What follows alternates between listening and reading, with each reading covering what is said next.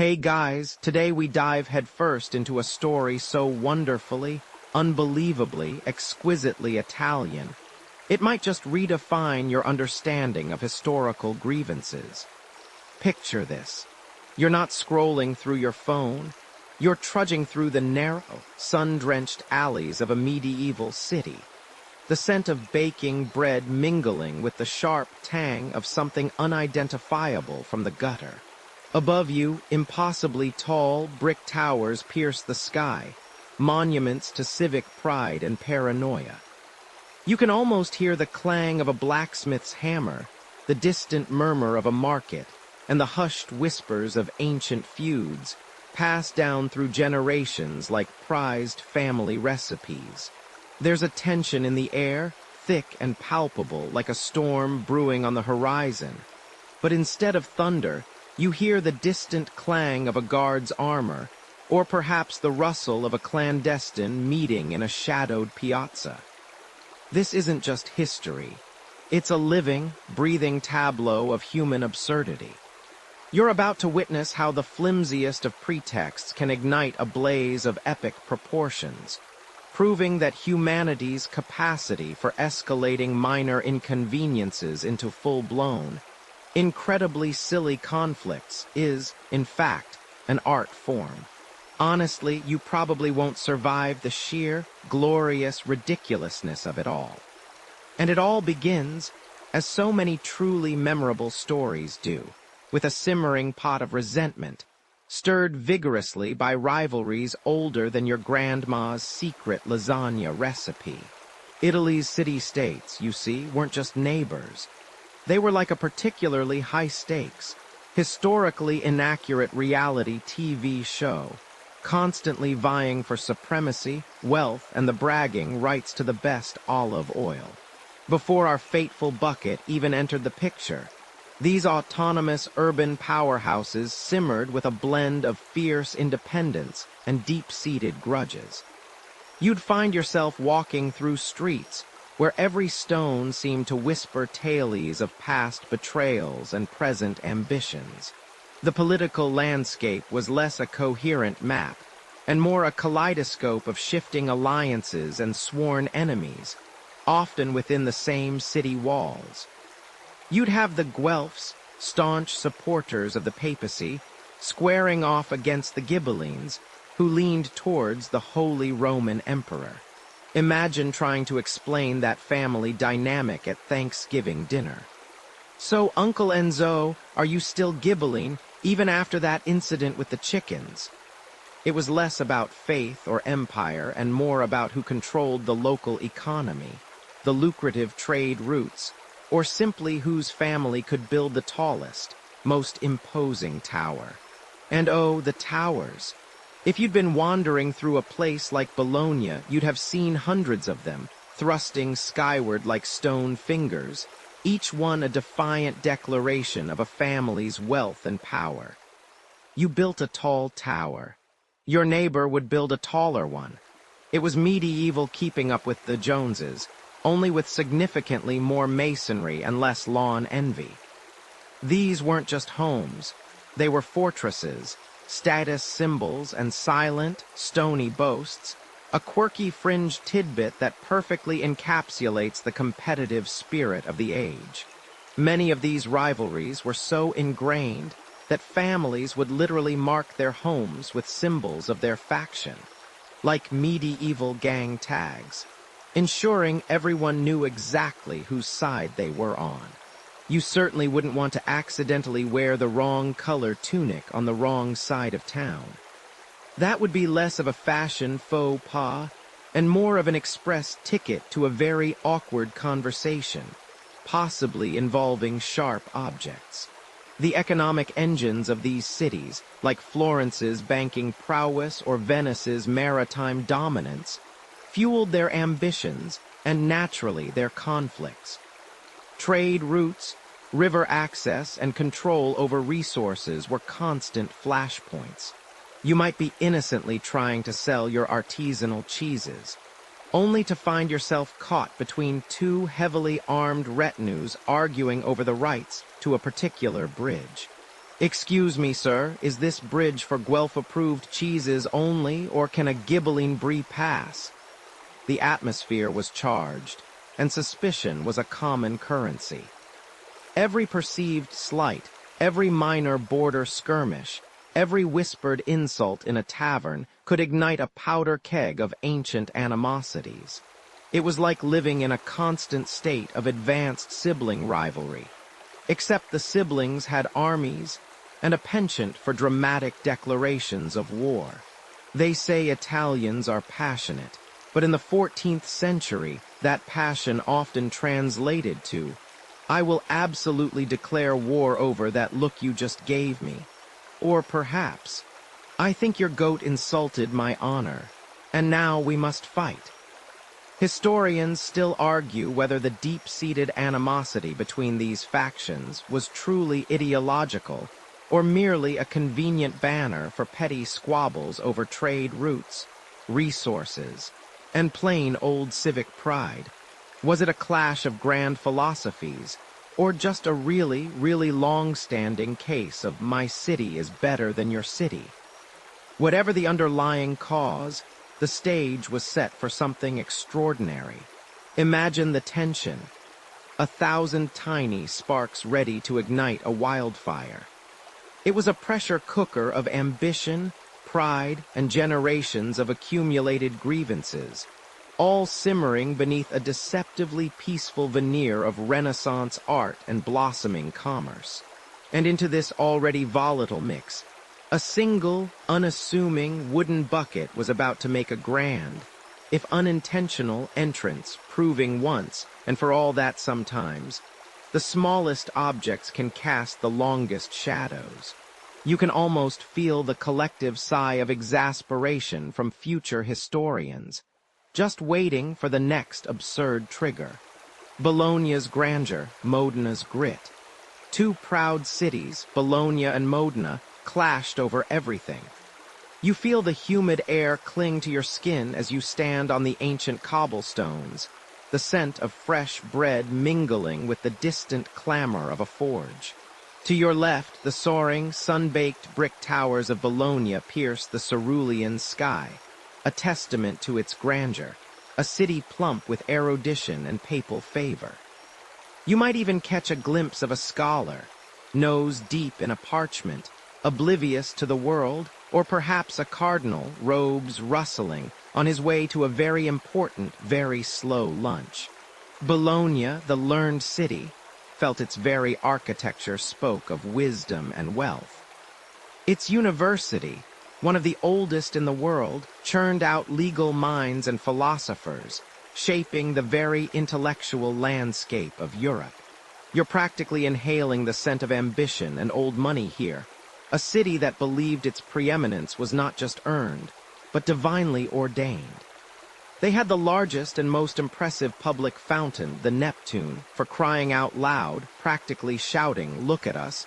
We can afford large, naked statues." But then you turn your gaze right, a mere stone's throw, historically speaking, and there it sits. Modena, not as grand, perhaps, but with a palpable grit, a raw, tenacious energy that vibrates beneath your very feet. Its walls, while formidable, seem to whisper tales of resilience, of hardened souls who face down adversity with a grim resolve. Here, the clang of swords was a more familiar melody than the rustle of academic gowns. The marketplace might not boast silks quite as fine as Bologna's, but the steel was sharper, the horses swifter, and the people, well, they looked like they could survive a zombie apocalypse with nothing but a rusty spoon. You can almost taste the dust of countless skirmishes, feel the echoes of defiant shouts in the very ground beneath your shoes. This isn't a city that asks for permission, it takes. And if you were to somehow materialize in this precise moment, an innocent bystander caught between these two simmering cauldrons of ambition and pride, well, you probably won't survive this. Just a friendly heads-up from your narrator, trying to be helpful. This wasn't just a squabble over who had the best balsamic vinegar. though that was certainly on the endless list of grievances, and trust me, they both claimed theirs was superior with a fervor usually reserved for religious dogma. Oh no, this was deep-seated, generational animosity, a rivalry etched into the very DNA of their citizens. You see, Bologna, resplendent and powerful, largely championed the Guelph cause. Remember the Guelphs, the papal loyalists, the ones who believed the Pope had a direct line to, well, everything, really. They were the ones who preferred their politics seasoned with a dash of divine intervention, and their enemies, well, they preferred them quite thoroughly exiled, preferably with a lifetime ban from pasta. Bologna saw itself as the natural leader of the region, its university a beacon of knowledge, its trade routes arteries of prosperity.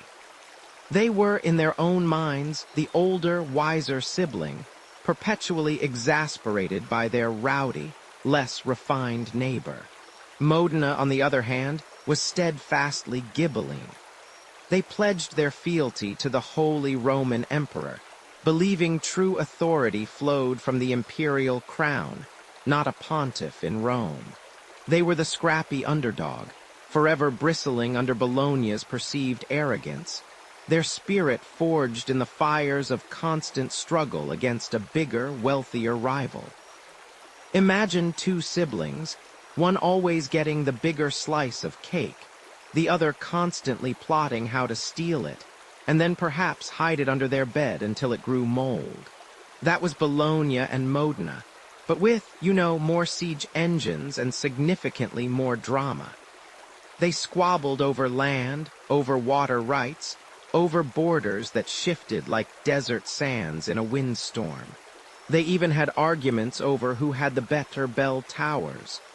A truly existential crisis for medieval Italian cities, apparently, involving precise measurements and a lot of huffing. Historians still argue whether these seemingly petty squabbles were genuinely strategic maneuvers to gain regional dominance, or simply an excuse for two perpetually grumpy cities to vent their spleen and flex their medieval muscles. There's a charming, albeit slightly disturbing, quirky tale of one particular Modenese lord who, after a successful raid on a Bolognese village, supposedly brought back not just loot, but also the village's pet pig. Not for food, mind you, but purely to spite them.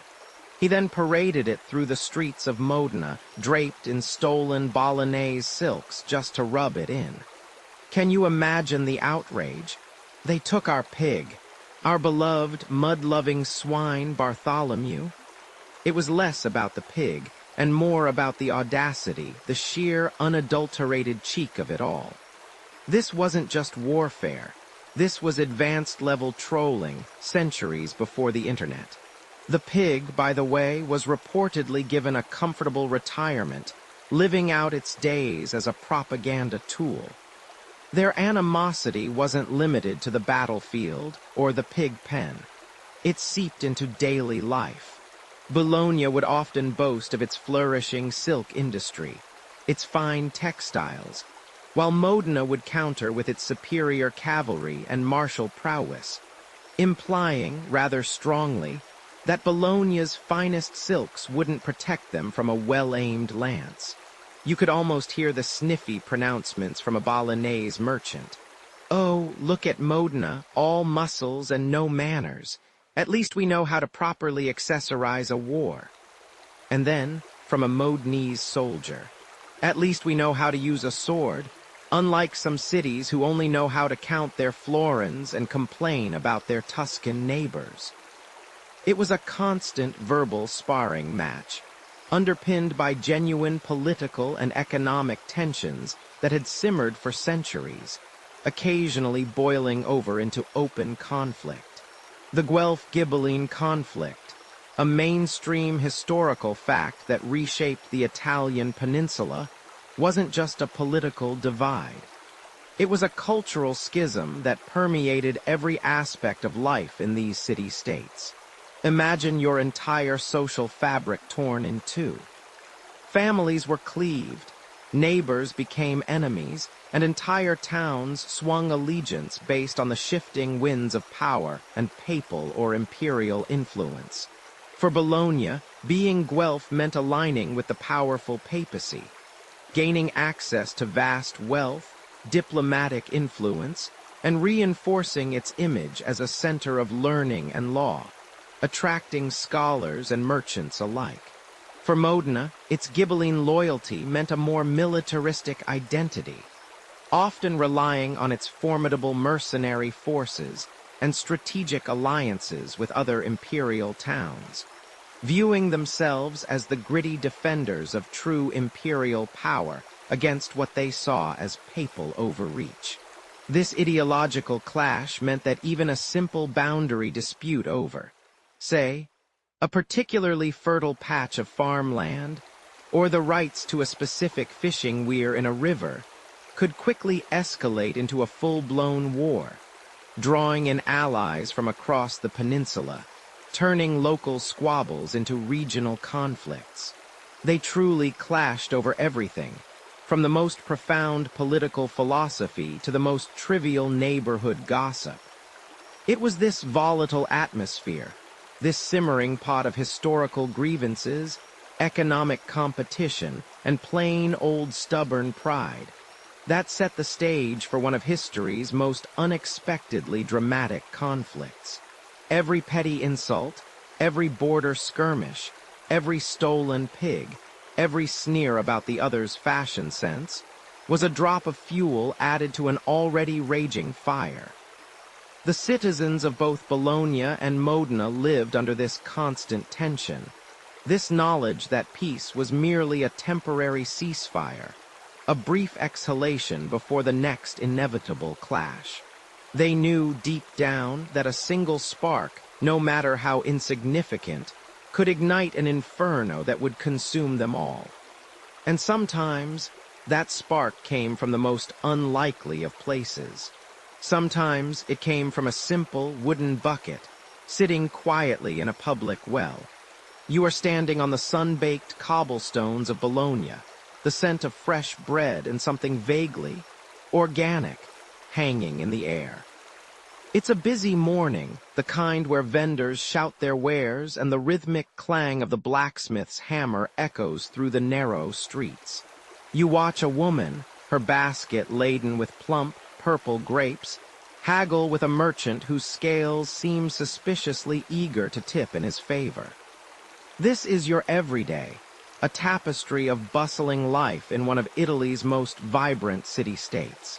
You might even pause by a public well, the cool, damp stones a welcome relief from the relentless sun, watching people draw water, their buckets clanking against the sides. It's a mundane act, yet utterly vital. This is the well, you realize, the very heart of the community, where water is life and gossip flows as freely as the spring water. But then the murmur begins. It's a low hum at first, like a hive of disturbed bees, then it swells, transforming into shouts, into cries of disbelief, and finally into a furious roar. You see faces contort, hands clench into fists, and a ripple of panic, laced with pure, unadulterated outrage, spreads through the crowd. What could possibly cause such a sudden, visceral eruption of anger? What monstrous crime has been committed? Has the baker run out of bread? Has someone overcharged for those grapes? No, the crime, it turns out, is far more audacious, far more insulting, yet in its material form, almost laughably trivial. The well, it's missing something.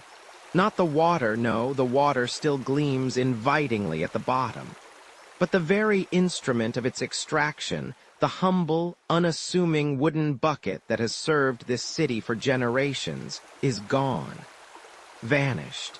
Taken, it's not just any bucket, mind you. This isn't some fancy, gilded chalice or a bejeweled scepter.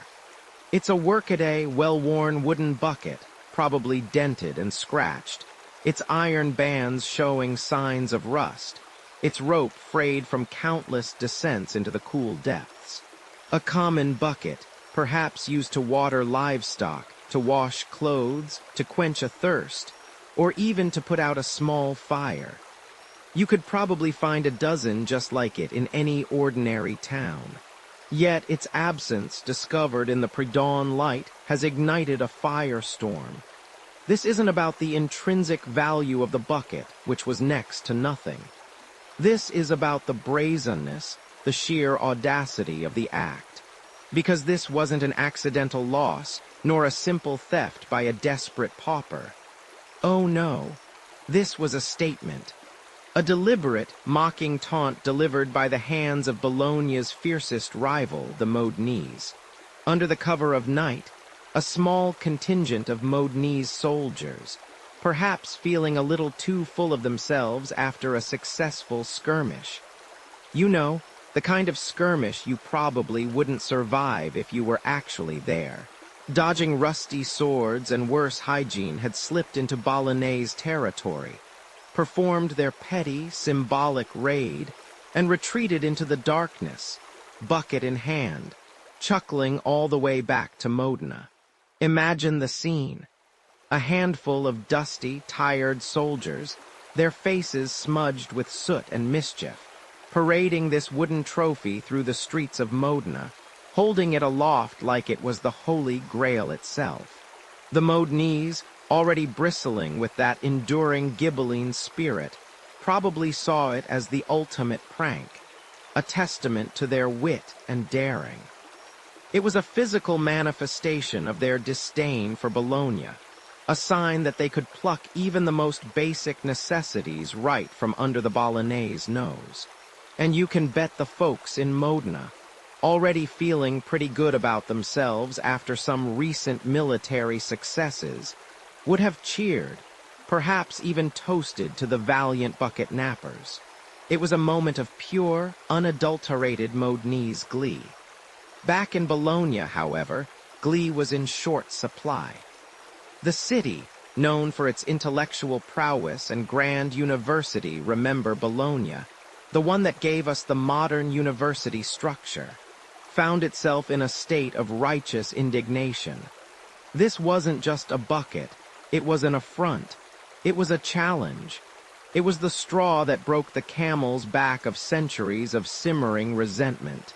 The Bolognese, predominantly Guelph and fiercely loyal to the papacy, saw this as an escalation, a deliberate provocation from their Ghibelline rivals, who aligned with the Holy Roman Emperor. It was a slap in the face, a public humiliation that cut deeper than any loss of territory might have. You see, for months, the tension had been building. There had been border skirmishes, raids on farmlands, and a constant war of words and diplomatic snubs. The bucket, in its humble wooden glory, became the flashpoint, the undeniable casus belli. It wasn't the cause of the underlying animosity, but it was the catalyst that ignited the powder keg. Historians still argue whether the bucket was the true reason for the ensuing bloodshed, or merely a convenient excuse for two powerful, proud cities to finally unleash their long-held grudges. Some scholars even suggest the bucket was taken almost as an afterthought, a playful souvenir from a reconnaissance mission, and its symbolic weight was only realized after the Bolognese reaction. But regardless of intent, its effect was undeniable.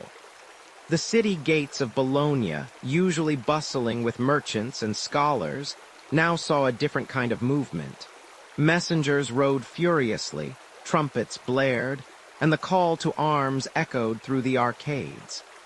The city council, their faces grim, convened in heated debate, their voices echoing off the ancient walls of the Palazzo di Curcio. The theft of the bucket, an object of such profound insignificance, became the clarion call for war. It was declared that the bucket must be returned, not merely for its utility, but for the honor of Bologna, for the very soul of the city that had been so grievously insulted. And as the news spread from piazza to palazzo, the people of Bologna, their fury a tangible thing, demanded retribution.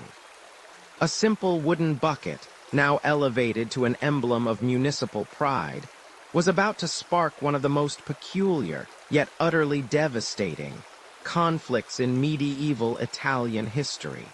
The indignation hangs heavy in the air of Bologna, thick as the late summer humidity that clings to your skin. You can almost taste the dust motes dancing in the shafts of light piercing the narrow alleys, illuminating faces etched with a righteous fury. The low murmur of 1,000 angry voices rises and falls like a restless tide. A shared grievance hummed through the very stones of the city. The scent of freshly baked bread, usually a comfort, now seems tainted by the metallic tang of outrage, and every gust of wind whispers a single damning word. Bucket, it's an affront so profound, so utterly personal, that it feels as though the very heart of the city has been ripped out and left to fester in the scorching sun. You're not just an observer here. You're feeling the collective pulse of a city pushed to its absolute limit, a pressure building behind your eyes as if you too have been personally slighted. And frankly, if you were actually there, caught between these two fiery Italian city-states as this drama unfolded, you probably wouldn't survive this. Just a little historical reality check for you, nestled comfortably in your bed. Lucky you. Bologna, magnificent Bologna, a jewel of learning and commerce, felt this theft not merely as a loss of property, but as a deliberate, calculated slap across its collective face. Remember how these city-states simmered with ancient grudges? Well, this wasn't just a pot boiling over. It was the entire stove exploding. The stolen wooden bucket, that humble, unassuming receptacle from the well of the Porta San Felice, had become a symbol. A symbol of Modena's arrogance, a taunt whispered in the wind, a challenge thrown down with a thud you could feel in your bones.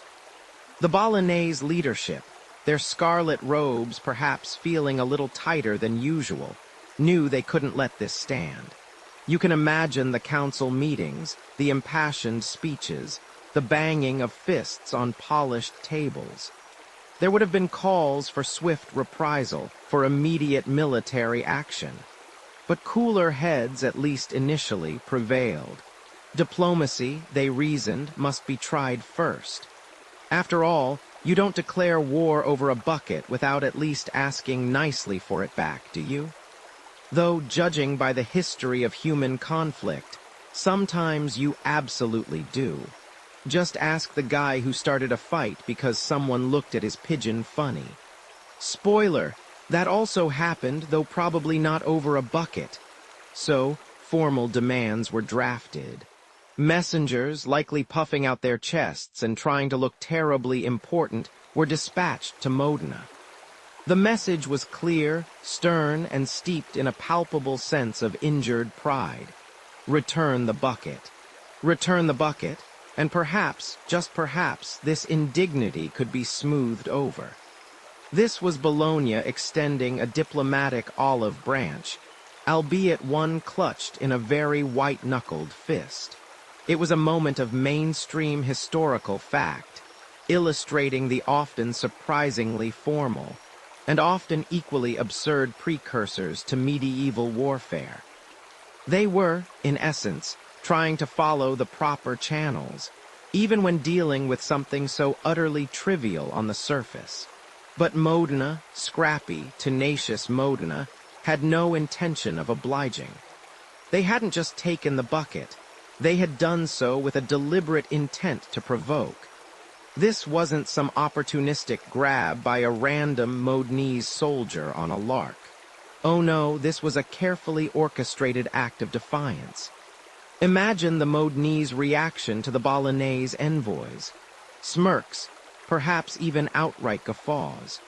You can almost see the swagger in their steps as they paraded the humble wooden object through their own city streets, treating it like a precious trophy, a gilded chalice rather than a water carrier. It was the ultimate nana-boo-boo, you can't catch me moment of the 14th century. Modena's refusal wasn't just a simple no. It was a theatrical no, designed to twist the knife in Bologna's wounded pride. They didn't merely refuse to return it. They made sure the refusal was public, humiliating, and utterly unapologetic. It was the equivalent of stealing your neighbor's garden gnome, and then putting it on their own lawn, but dressed in a tiny rival team jersey. The audacity was truly breathtaking. And here's where we hit a quirky tidbit. The Modenese were so proud of their pilfered prize that they put it on display. They literally hung the bucket from the Campanile della Ghirlandina, their own magnificent bell tower, for all to see. It was their very own Middle Ages, look what we did moment, an open invitation for Bologna to do something about it. This public display wasn't just a show of defiance. It was an act of psychological warfare. It screamed, "We took your bucket, we're keeping your bucket, and there's nothing you can do about it." The sheer brazenness of it stung Bologna to its core. This wasn't a misunderstanding. It was a declaration. It wasn't just about property anymore. It was about honor, about reputation, about the very fabric of their respective identities. You can almost hear the collective gasp of disbelief from the Bolognese envoys when they returned with Modena's mocking reply, their faces undoubtedly pale with fury. Historians still argue whether Modena's calculated insult was a genuine desire for conflict, a desperate act of economic opportunism, or simply the culmination of generations of simmering animosity boiling over with an unlikely catalyst. Was it merely an excuse, a pretext for a war that was inevitable anyway? Or did this single act of bucket napping genuinely ignite the powder keg? It's a chicken or egg scenario dressed up in medieval tunics. Whatever the deeper motivations, the immediate effect was clear. Bologna was humiliated, and Modena was reveling in it, rubbing salt into the wound with glee. The polite requests had been met with scorn. The diplomatic overtures had been spat upon. The line had been crossed, and now there was only one path left: gathering the armies. Both sides called on allies, preparing for a showdown fueled by pride. Now picture this: the air, thick with the scent of anticipation, not quite fear, but that prickle you feel when something truly monumental is about to crack open. You're standing, perhaps, in the dusty courtyard of a Modenese castle, the clanking of steel and the shouts of men echoing around you, each sound vibrating in your bones. Or maybe you're outside the towering walls of Bologna, watching banners unfurl against a sky that feels too bright for the storm brewing. The humiliation, remember that searing shame Bologna felt when Modena, with a dismissive wave of the hand, refused to return their precious, pilfered bucket. Well, that shame has curdled into a potent elixir of rage and resolve, not just for Bologna, but for everyone who heard the story. And Modena? They're practically preening, their chests puffed out, convinced they've outsmarted the big bullies. This isn't just about a bucket anymore. It's about bragging rights, about who gets to say they're the top dog in this particular corner of Italy. Modena, emboldened by their cheeky defiance, wasn't about to face this potential onslaught alone. Their leaders, with a glint in their eyes that suggested they rather enjoyed a good scrap, sent out urgent dispatches. Messengers, their horses lathered with foam, galloped across the Emilian plains, heading for every lord, every count, every minor noble who harbored a grudge against Bologna, or more importantly, shared Modena's political leanings. You see, this whole peninsula was a tangled web of alliances and animosities, broadly divided into two main factions. The Guelphs, who generally supported the Pope, and the Ghibellines, who threw their lot in with the Holy Roman Emperor. Bologna, being a staunchly Guelph city, had inadvertently painted a target on their backs for any Ghibelline eager for a fight. Modena, on the other hand, was firmly Ghibelline, and their appeal for aid was less a plea and more a rallying cry for their ideological kin. "Come," their envoys probably declared, "join us in teaching Bologna a lesson in humility, and perhaps pick up a little plunder on the side." Yes, even in wars of pride, the prospect of a good haul always seemed to sweeten the deal. And so, from the foothills of the Apennines to the Po River Valley, men began to stir. Feudal levies, often little more than farmers with rusty pitchforks and a vague understanding of how to hold a sword, were called up. Knights gleaming in their expensive, custom-fitted armor, the kind that made you think, "Wow, that must chafe something awful after a day's ride," gathered their retinues. Mercenaries, the medieval equivalent of freelance contractors with lethal skills and an eye for coin, began to drift towards Modena's burgeoning camps, their faces grim, their motivations purely transactional. You'd see grizzled veterans, barely able to lift their own swords, standing shoulder to shoulder with fresh-faced youths who thought war was just a bigger version of a tavern brawl. It's a miracle anyone survived these things, truly. In fact, if you were a common foot soldier showing up for duty, your chances of coming back in one piece were, well, let's just say you probably won't survive this. Especially if your weapon was a repurposed gardening tool. Meanwhile, in Bologna, the mood was a volatile mix of righteous indignation and simmering anxiety. They had made their demand, and it had been spat back in their faces.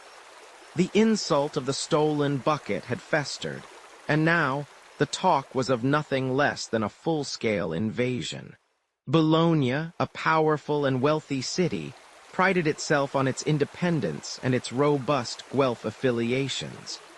They, too, sent out their own urgent missives, but their tone was one of summoning allies to right a grievous wrong.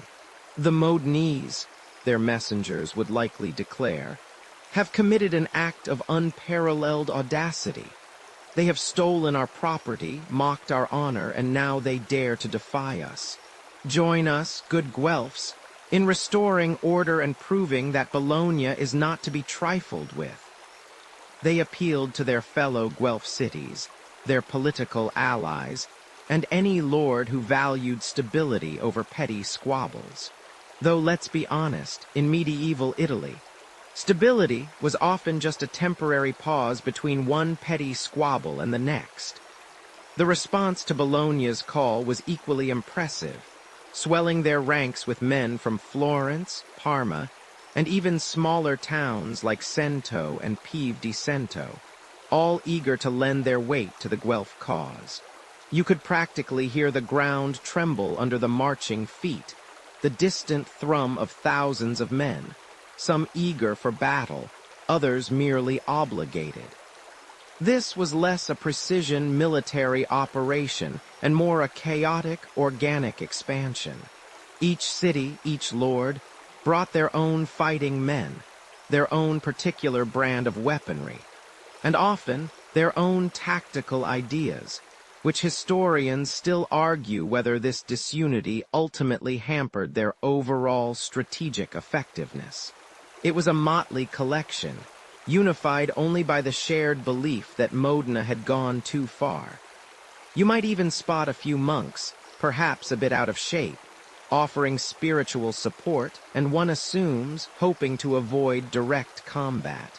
"Prayers are good," you'd hear a grizzled sergeant grumble, "but a proper sword arm is better." The logistical nightmare of assembling such forces must have been astounding.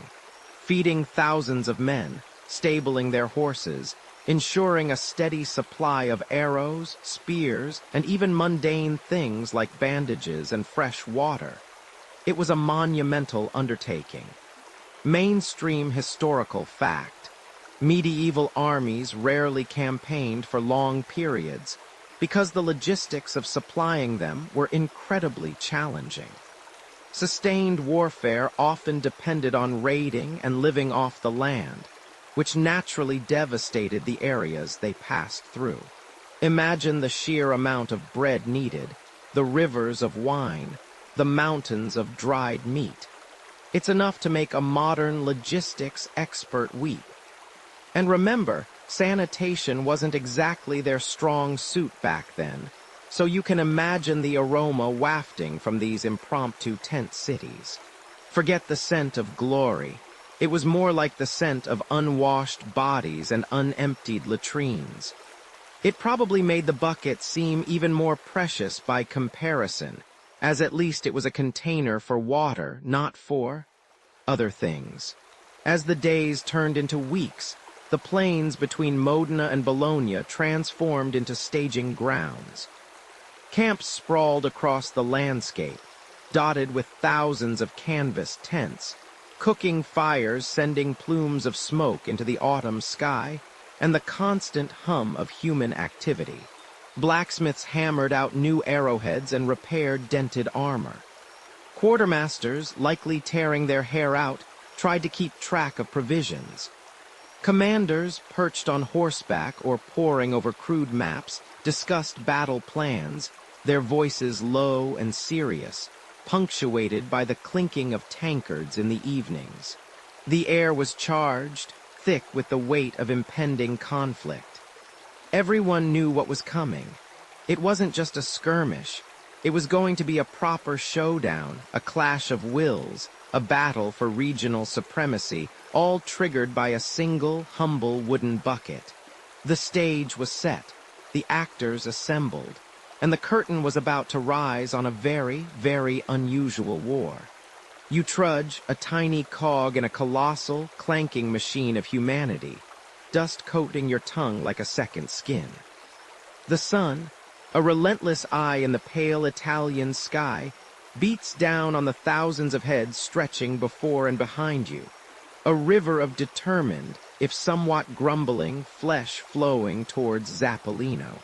Every breath pulls in the scent of sweat, unwashed wool, damp leather, and the faint, unsettling aroma of horse dung.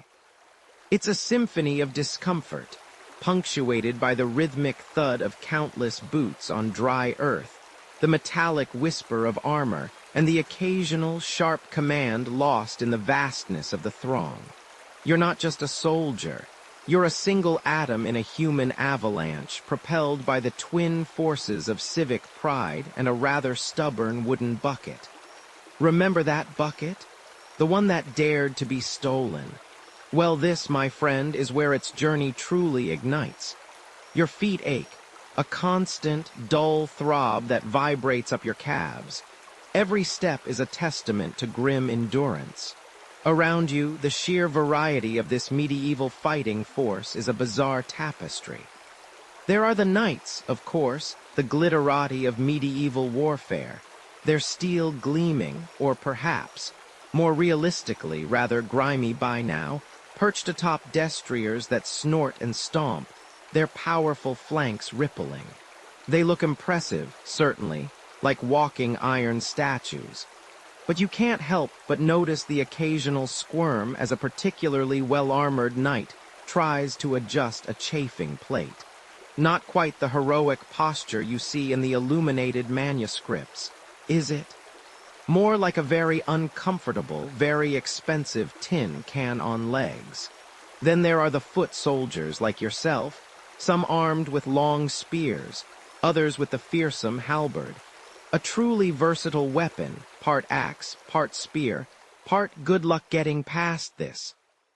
You glance at a fellow marcher, a grizzled mercenary with eyes that have seen too many battlefields and a grin that suggests he's seen too many taverns.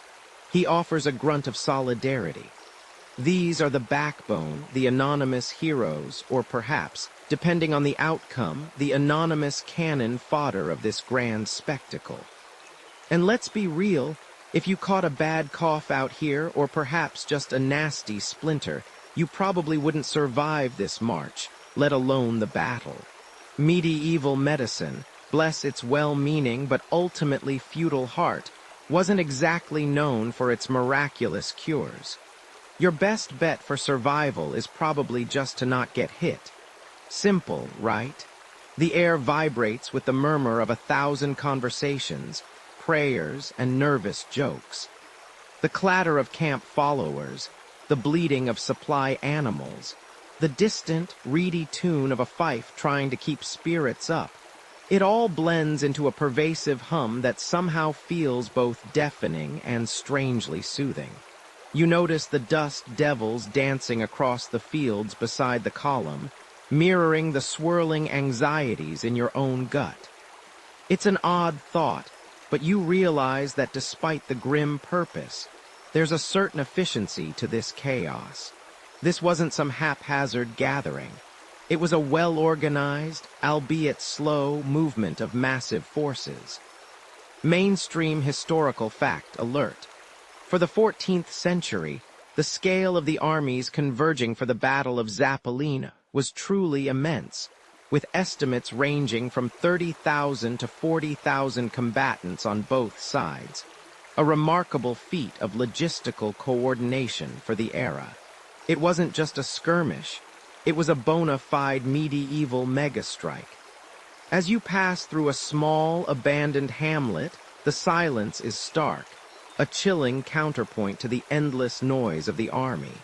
Locals have wisely fled, leaving behind empty homes and a lingering scent of fear. You wonder what they thought of this human tide washing over their quiet lives, all because of a bucket. A wooden bucket, mind you. Not a chest of gold, not a sacred relic, just a bucket. It really makes you question priorities, doesn't it? Perhaps that's why historians still argue whether the bucket was truly the primary casus belli, or merely the convenient, highly symbolic straw that broke the camel's back in a long-standing rivalry. Some posit it was a convenient excuse, a narrative hook for a war that was inevitable anyway. Others insist it was the ultimate insult, a point of honor that simply could not be ignored. You might spot a standard-bearer, grim-faced, clutching his pole with white knuckles. The banners, once crisp and vibrant with the heraldry of Bologna, its allies and the Papal States now flap heavily, stiff with dust and a faint, acrid smell of sweat. The sight is both inspiring and terrifying. It means you're getting closer. This isn't just a walk in the park. This is the prelude to something significant. You know, the kind of significant that involves pointy objects and a distinct lack of hot showers at the end of the day. The sheer impracticality of medieval military life is probably lost on most of the commanders. Imagine trying to get a decent night's sleep with 10,000 of your closest, unwashed friends snoring and shifting around you, or the constant challenge of finding a suitable restroom for such a multitude. Quirky tidbit alert. Medieval armies on the march often had designated latrine trenches dug at each camp. But as you can imagine, maintaining proper hygiene for tens of thousands of men, not to mention the horses, was a near impossible task, making disease a far greater threat than any enemy sword. So yes, you're not just fighting the Modenese, you're also probably fighting dysentery. Hooray! The sun begins its slow descent, painting the western sky in hues of orange and purple, a beautiful backdrop to the increasingly grim reality. The air cools slightly, offering a brief respite from the midday heat, but the exhaustion only deepens. You can feel the tension in the ranks, a subtle tightening of muscles, a sharpening of gazes. Jokes become fewer, replaced by a quiet focus. The distant outlines of hills loom larger now, and you know Zappolino lies beyond them. The convergence is almost complete. The sun, a tired painter, casts long, watery shadows across the fields of Zappolino, turning the nascent green of autumn into a bruised purple. You are here, amidst the jostling ranks, the air thick with the dust kicked up by thousands of marching feet, and the nervous exhales of men who know, deep in their gut, what's coming. To your right, Bologna's formidable host, a vibrant tapestry of banners snapping in the breeze. The red cross on white, the yellow lion rampant, stretches out, seemingly without end. Their numbers are truly astounding, a visual confirmation of their indignation over a stolen bucket. Remember that bucket? The one that ignited this entire fiery mess. It's probably sitting somewhere in Modena right now, feeling incredibly self-important. And to your left, Modena, smaller but no less resolute, their black eagle on gold flying proud, their faces etched with a grim determination born of deep-seated rivalry and perhaps a touch of "we're never giving that bucket back," so their defiance. This valley, Zappolino, nestled between gentle, rolling hills, is not some accidental skirmish site. No, this is where both sides, through a strange, unspoken consensus, have chosen to settle their scores. It's a natural amphitheater, perfect for watching a performance, if that performance involved thousands of angry people hitting each other with very sharp objects. You find yourself gazing across the expansive, slightly undulating terrain, noticing the subtle dips and rises, the occasional rocky outcrop, the small, winding stream that will soon run a rather unappetizing shade of red. It's beautiful in a foreboding sort of way, like a perfectly prepared dinner table before the food fights begin. And you, my intrepid time traveler, are right in the thick of it. Let's be real in this era, with its charming lack of modern medicine, sterile surgical tools, and even rudimentary concepts of personal hygiene. You probably won't survive this. Not even if you promise to give the bucket back, should you somehow get your hands on it. The sounds now are overwhelming. The clang of armor, the creak of leather, the nervous whinny of horses, the low murmur of thousands of voices, occasionally punctuated by a shouted command or a nervous cough. The smell, oh, the smell. It's a medieval potpourri of unwashed bodies, stale sweat, damp wool, and the metallic tang of fear, all underscored by the earthy scent of the churned-up soil. You adjust your hypothetical helmet, trying to look nonchalant, as if massing for one of the largest and bloodiest medieval battles in Italian history is just another Tuesday afternoon stroll. This, for all its grand scale, is surprisingly intimate. You can see the individual faces in the ranks around you.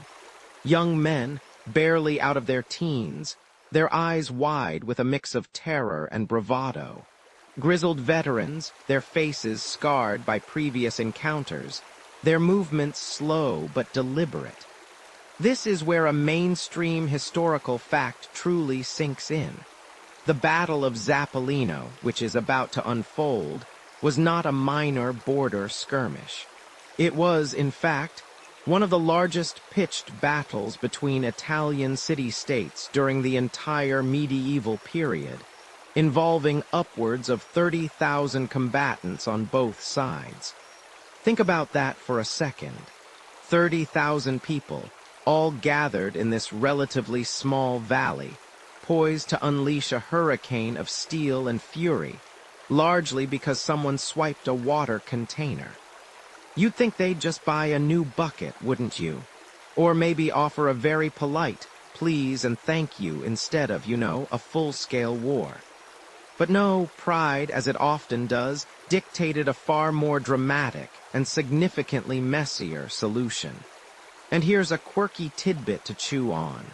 While there were plenty of professional soldiers, knights, and hardened mercenaries present, the kind who practically wore their armor to bed, a significant portion of these armies were composed of ordinary citizens, drawn from their farms and workshops. These weren't career warriors. They were shoemakers, bakers, farmers, and weavers, handed a spear or a sword, and told to defend the honor of their city. Imagine being pulled away from kneading dough or mending a roof. only to be told you're now part of a massive army fighting over something as mundane as a wooden bucket. Talk about a job description change. Their training might have been rudimentary, their armor cobbled together from whatever they could afford, but their loyalty, inflamed by the rhetoric of their leaders, was fierce. Some of them probably thought they were just coming out for a rather enthusiastic picnic with pointed sticks. They were about to be sorely disabused of that notion. The tension in the air is so thick, you could almost slice it with a dull butter knife. Both sides are arrayed, banners unfurled, weapons at the ready, waiting for that one signal, that first charge, that moment when the organized chaos truly begins. You can feel the collective breath being held, the anticipation building to an almost unbearable crescendo. The sun dips lower, painting the sky in fiery oranges and purples, a truly spectacular backdrop for what will soon be a very grim scene. It's almost as if nature itself is providing a dramatic spotlight for humanity's capacity for both grand folly and immense courage. Historians still argue whether the precise topographical features of Zappolino played a more decisive role in the battle's eventual outcome than the tactical decisions made by the commanders on either side. Was it the slight slope that favored Bologna's initial charge, or the muddy ground near the stream that hampered Modena's cavalry? Or perhaps it was simply the sheer weight of numbers, pushing through like an unstoppable tide. The valley holds its secrets close, but it's clear that this patch of earth, unremarkable on any other day, is about to become infamous. It's a silent witness, a stage waiting for the first discordant note to be struck in a symphony of steel and screams. You brace yourself, knowing that soon, the quiet anticipation will shatter into a roar that will echo through the ages. All because of a perfectly ordinary, utterly stolen wooden bucket. Skirmishes and strategy. The morning mist still clings to the valley floor, a shroud over the assembled masses, as you stand on the cusp of something truly monumental. The air, heavy with the nervous energy of thousands, hums with unspoken questions. Are you ready? Is anyone truly ready for this? Before the full, dreadful embrace of a pitched battle, medieval commanders, surprisingly, weren't prone to simply charging headlong. No, the initial phases of warfare, even over something as ridiculous as a wooden bucket, often involved a subtle, deadly dance of feeling out the enemy. You squint, trying to pierce the lingering haze. Just beyond the Bolognese lines, you can make out the faint, shifting shapes of Modena's scouts, like predatory shadows testing the wind. They're not looking for a full-scale confrontation, not yet.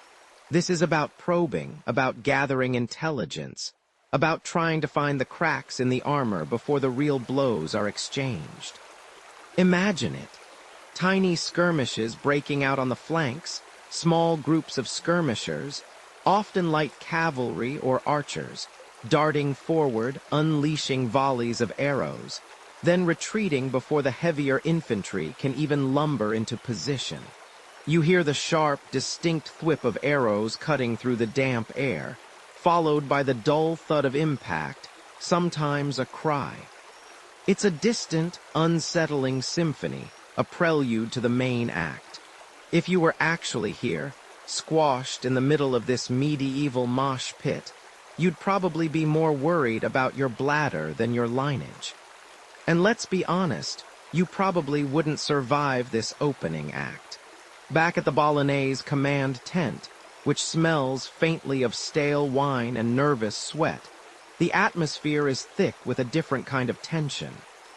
Generals and captains, their faces etched with a mixture of fatigue and grim determination, pore over what passes for a map.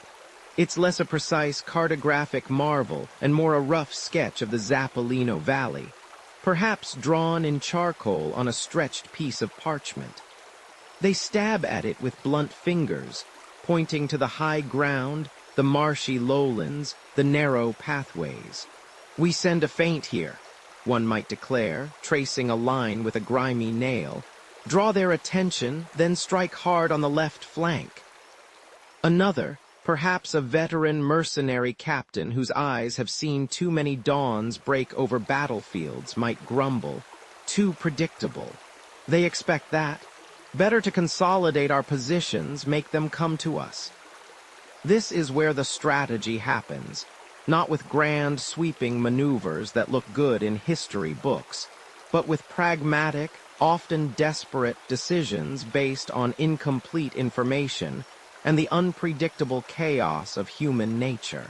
They're debating whether to push forward or to wait, to risk a counterattack, or to conserve their strength. The initial clashes, these little feelers sent out into the void, are designed to inform these very debates. A successful Modenese raid on a Bolognese supply wagon train, for instance, might tell the Modenese commanders that the Bolognese rearguard is weaker than anticipated, prompting them to consider a wider flanking maneuver.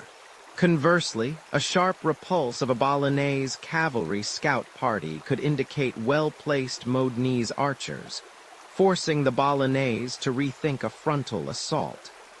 You might wonder, with all these thousands of men, how they communicated anything quickly. Well, this wasn't exactly the age of walkie-talkies. Messengers, often nimble riders on fast horses, would gallop between the skirmish lines and the command tents, relaying breathless reports. Sometimes it was as simple as a prearranged signal, a banner dipped, a horn call.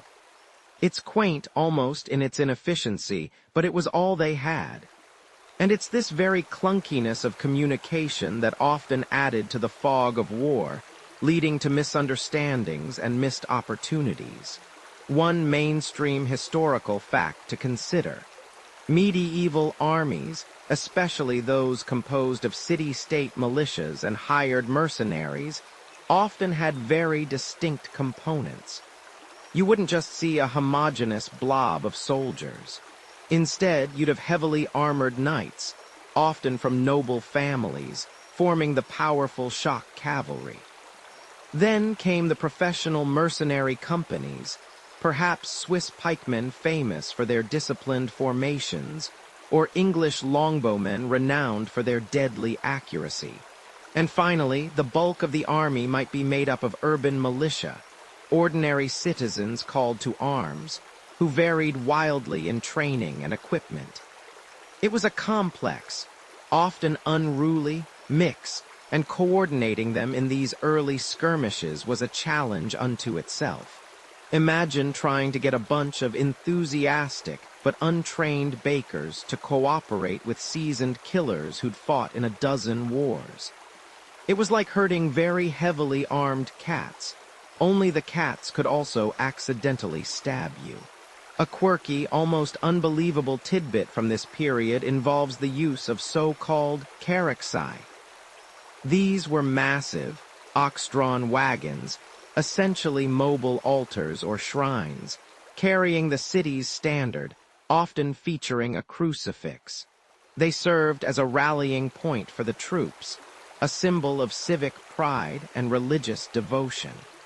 Losing your caraxio in battle was considered the ultimate humiliation, worse even than losing a few thousand men. So in these initial skirmishes, commanders weren't just testing troop strength. They were also assessing the enemy's psychological resolve, their willingness to defend that sacred wagon. It was a piece of psychological warfare as much as a logistical one. You can almost picture a Bolognese commander, perhaps a little too fond of fine wine, nervously eyeing his city's caraxio, making sure it was well guarded, lest the Modenese get any ideas about a direct assault on their spiritual heart. Historians still argue whether these initial probing actions, these small skirmishes and strategic debates, truly set the stage for the battle's outcome. or if they were largely irrelevant once the full force of both armies engaged. Some argue that the information gathered, however imperfect, shaped critical decisions in the main engagement. Others contend that the sheer chaos of medieval battle, once it truly erupted, rendered most pre-battle intelligence obsolete. What is undeniable, though, is that the Zappolino Valley, still shrouded in the morning's chill, was about to become the crucible where these theories would be tested, not in a scholar's quiet study, but in the harsh, unforgiving reality of steel, sweat, and screaming men. The stage was set, the actors were in position, and the curtain was about to rise on a very, very noisy play. The battle commences. Chaos erupted as the main armies met, a brutal clash of steel and courage. You stand there, a speck in a surging tide of humanity, as the very ground beneath your feet trembles. The air, thick with the scent of nervous sweat, unwashed wool, and damp earth, crackles with an electric anticipation. You can feel the vibration of thousands of marching feet, a low, guttural rumble that rises to a terrifying crescendo. Ahead, the Modenese lines, a bristling hedge of spears and gleaming helmets, appear to stretch to the horizon, an unyielding wall.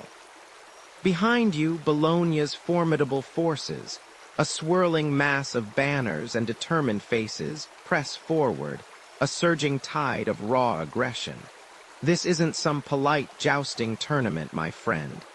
This is the real deal, the brutal, unvarnished reality of medieval warfare, and frankly, you probably won't survive this. Just a little heads up from your friendly narrator. The command, when it finally rings out, is swallowed almost instantly by the mounting roar. A collective gasp, then a primal, guttural scream, erupts from both sides, a sound that chills you to the bone. You find yourself pushed, pulled, and propelled forward, a human ripple in a wave of impending collision.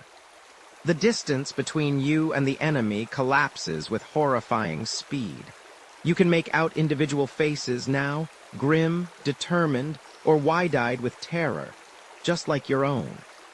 The metallic clang of 1,000 sheathed swords being drawn simultaneously sounds like a colossal dragon stretching its wings, a truly ominous chorus. And then it hits, not like a gentle breeze, but like a hammer blow from a furious god. The front lines of both armies smash together with a sickening, wet thud that reverberates through your very bones. It's not a neat line of impact, but a chaotic, swirling vortex where individual duels ignite and extinguish in a heartbeat. Spears splinter, shields crack with splintering sounds, and the air fills with the desperate grunts of men exerting themselves beyond their limits, the ragged cries of the wounded, and the unsettling wick thud of arrows finding their mark. You duck instinctively as a crossbow bolt, whirring like an angry wasp, embeds itself with a sickening squelch into the man next to you. He falls without a sound, a sudden heavy weight that momentarily throws you off balance. Such a polite way to exit, wouldn't you say? No fuss, no muss, just gone. The initial shock of impact gives way to a grinding, brutal melee. You're no longer advancing, but pushing and shoving, fighting for every inch of ground. The sheer press of bodies is suffocating. Imagine being at a particularly rowdy concert, but instead of trying to get closer to the stage, you're trying to not get trampled by a mosh pit of heavily armed, very angry people. And instead of bad music, it's the constant clink-clank scrape of steel on steel, the wet thud of impact. Good times. Medieval warfare, you see, was often less about graceful duels and more about sheer, brutal attrition. Formations would often devolve into a chaotic push of pike, where opposing lines simply pressed against each other, stabbing and hacking at close quarters. It wasn't pretty or particularly glamorous. You see a Modenese foot soldier, broad-shouldered and sweating, trying to get past your shield. His eyes are wild, a mix of fear and adrenaline reflecting your own. You raise your own sword, a rather unglamorous chunk of iron, and parry his clumsy thrust. He grunts, surprised, and for a moment you're locked in a surprisingly intimate dance of death, just the two of you in a sea of thousands. It's all very personal, even when it's utterly impersonal, a strange contradiction in the heart of the chaos. Amidst the swirling dust and the terrifying din, you catch glimpses of the greater battle. Knights, encased in their shining, or more likely mud-splattered and dented armor, are struggling to stay mounted as their destriers. Those colossal warhorses, practically tanks with tails, are brought down by strategically aimed polearms or simply collapse from exhaustion. You might have thought medieval knights were invincible, gleaming paragons of chivalry. But even they could trip on a loose stone or get overwhelmed by a swarm of determined foot soldiers. It's less chivalrous charge and more very heavy, expensive targets trying desperately not to fall over.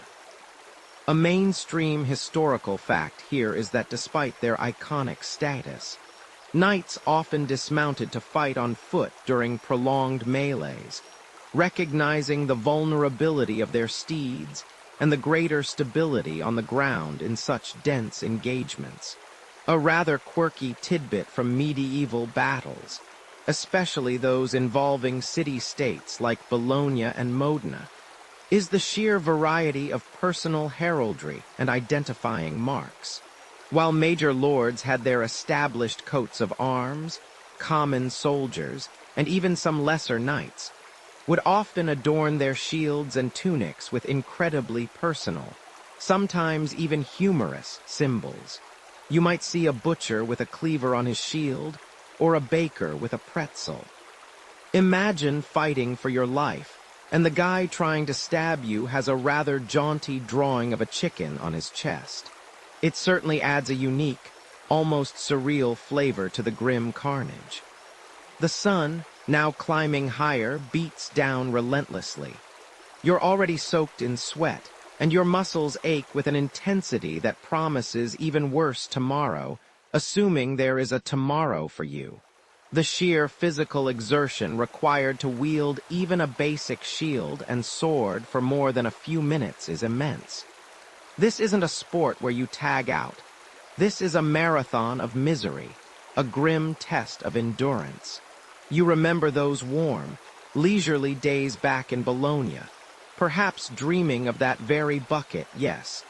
That stolen wooden bucket now serving as the unlikely spark for this entire bloody mess. You wonder if anyone back home truly comprehends the sheer, unadulterated chaos unfolding here, all for a wooden water carrier. It's enough to make a rational person weep, or at least wonder if a well-meaning apology and a replacement bucket couldn't have solved this whole kerfuffle. Probably not, though. Pride, you see, is a powerful, if incredibly inconvenient, motivator. Historians still argue whether the initial Bologna charge was a coordinated tactical maneuver, a brilliant if risky gambit by their commanders, or simply an uncontrolled surge of overzealous infantry, fueled by rage and adrenaline. Accounts from the period are, as you might expect, a bit biased depending on whose side wrote them, and the fog of war was a very real, very thick phenomenon, obscuring true events. Was it brilliant strategy or just a magnificent, very loud muddle?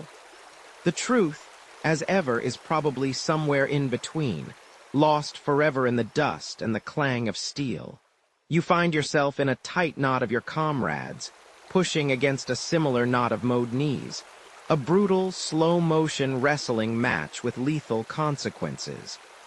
The ground beneath your feet is becoming treacherous, slick with mud, spilled blood, and discarded equipment. A misplaced step could mean a swift, unceremonious end. You parry another blow, feeling the jarring impact travel up your arm and push back, trying to create just enough space to swing your own blade effectively. It's less about grand heroic gestures and more about survival, moment by excruciating moment. The sheer noise is deafening. Shouts, screams, the clash of weapons, the thud of bodies, the distant trumpets trying to relay orders that no one can hear over the din. It's a symphony of destruction, and you, my friend, are right in the orchestra pit. You're performing whether you like it or not. And let's be honest, your performance review is probably going to be pretty harsh if you don't keep up. No overtime pay for this either. Just the grim satisfaction of still being on your feet. Or not. But let's hope for the former, shall we? You've still got a long night's sleep ahead of you, and that bucket isn't going to tell its full story by itself. Modena's stunning victory. Despite being outnumbered, Modena's forces routed the Bolognese army. The sun, now a bleeding orange disk on the horizon, casts long, distorted shadows across the valley of Zappolino. You feel the ground tremble beneath your worn boots, not from an earthquake, but from the combined might of thousands of men, each step a testament to a simmering fury that has finally, spectacularly, boiled over. The cacophony is immense. The clash of steel on steel, the thud of arrows finding their mark, or missing spectacularly, the guttural roars of men locked in a primal struggle. You're right there, pressed shoulder to shoulder with men whose faces are grim masks of determination, sweat stinging your eyes, the smell of fear and iron thick in the air. Let's be real, in this era, your chances of a peaceful, long life aren't exactly stellar. Getting caught in a medieval melee? You probably won't survive this. Just saying. It's an unglamorous, brutal dance, one where a misstep means a very permanent nap, a dirt nap, as they say. Remember that pre-battle tension, the grandstanding, the proud banners snapping in the wind.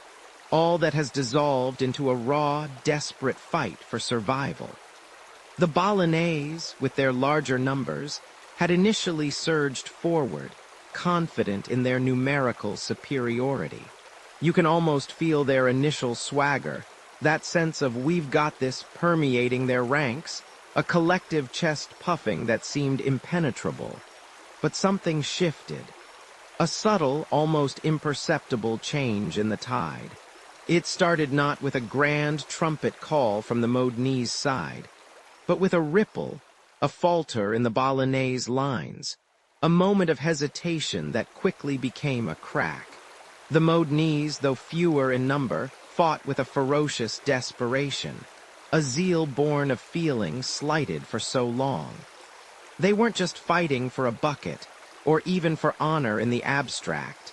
They were fighting for their very identity, to prove their worth against the perceived arrogance of their richer, more populous neighbor. Their light cavalry, often underestimated by their heavier-armored Bolognese counterparts, became a whirlwind on the flanks, a relentless torment. You see them, a blur of motion and flashing steel, weaving through the chaos like particularly aggressive, well-armed bumblebees, harassing the Bolognese archers, preventing them from unleashing their full, devastating volley. This wasn't just brute force. This was a well-honed blade finding the chinks in the armor of a larger, but perhaps less cohesive, opponent. The Bolognese leadership, surprisingly, seemed to unravel under the sustained pressure. Their ranks, initially well-ordered and imposing, began to waver, then to break.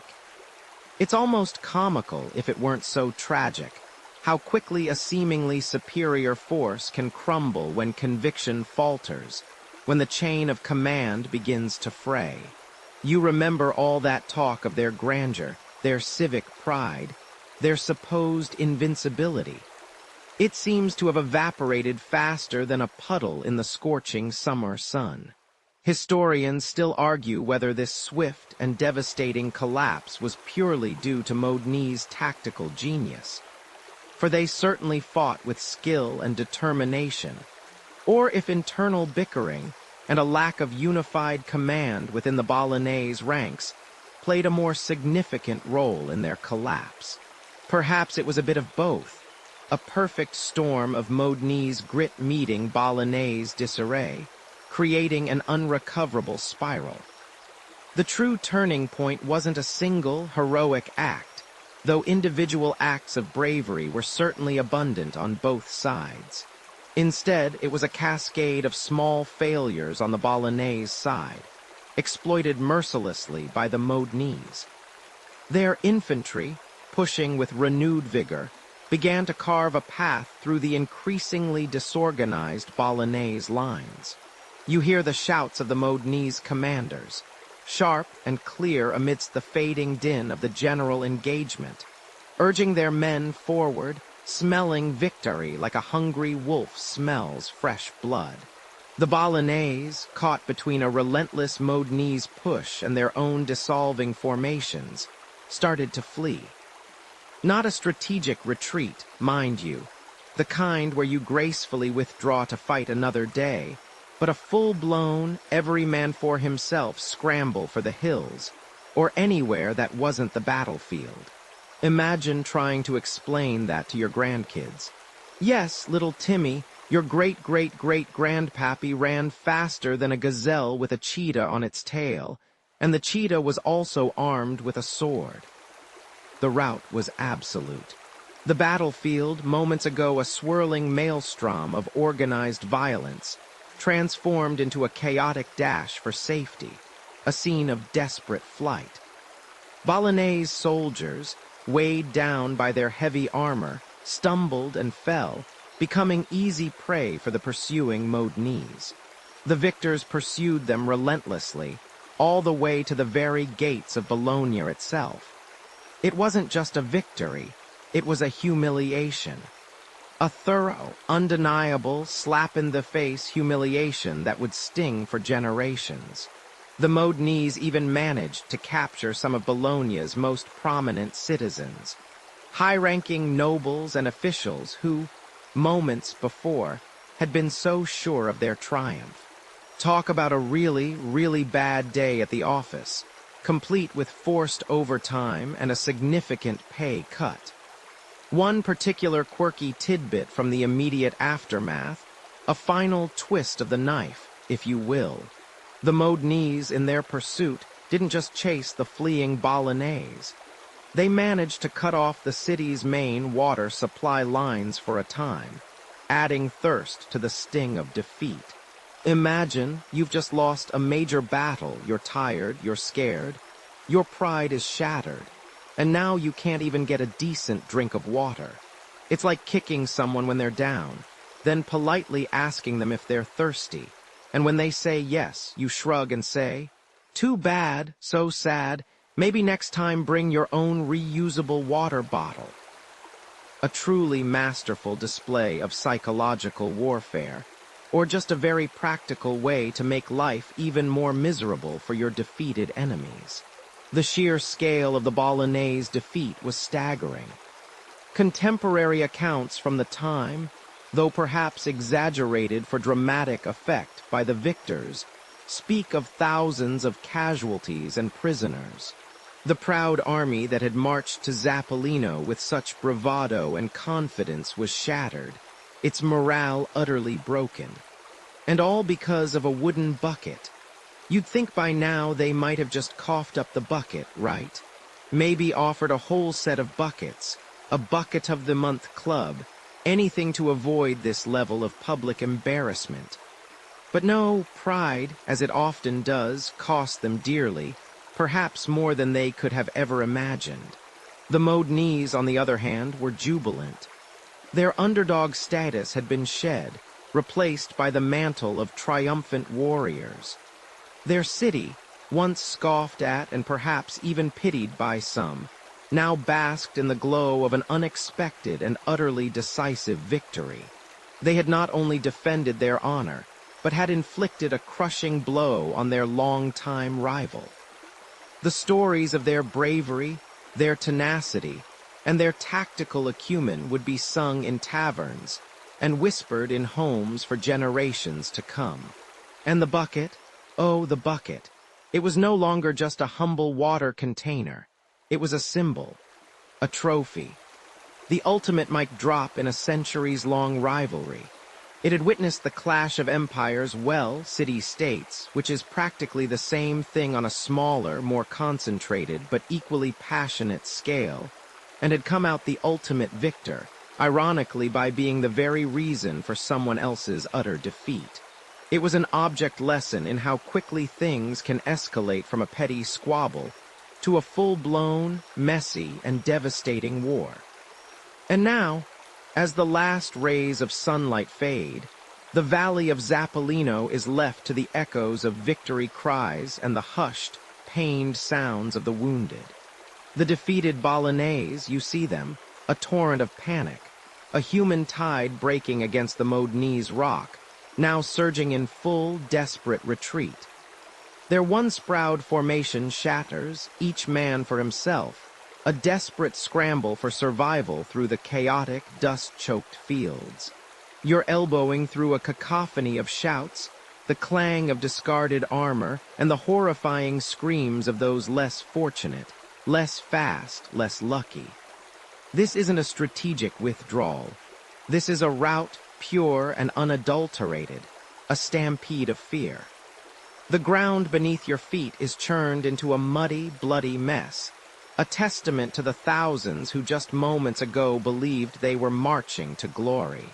Now they're just trying to outrun death.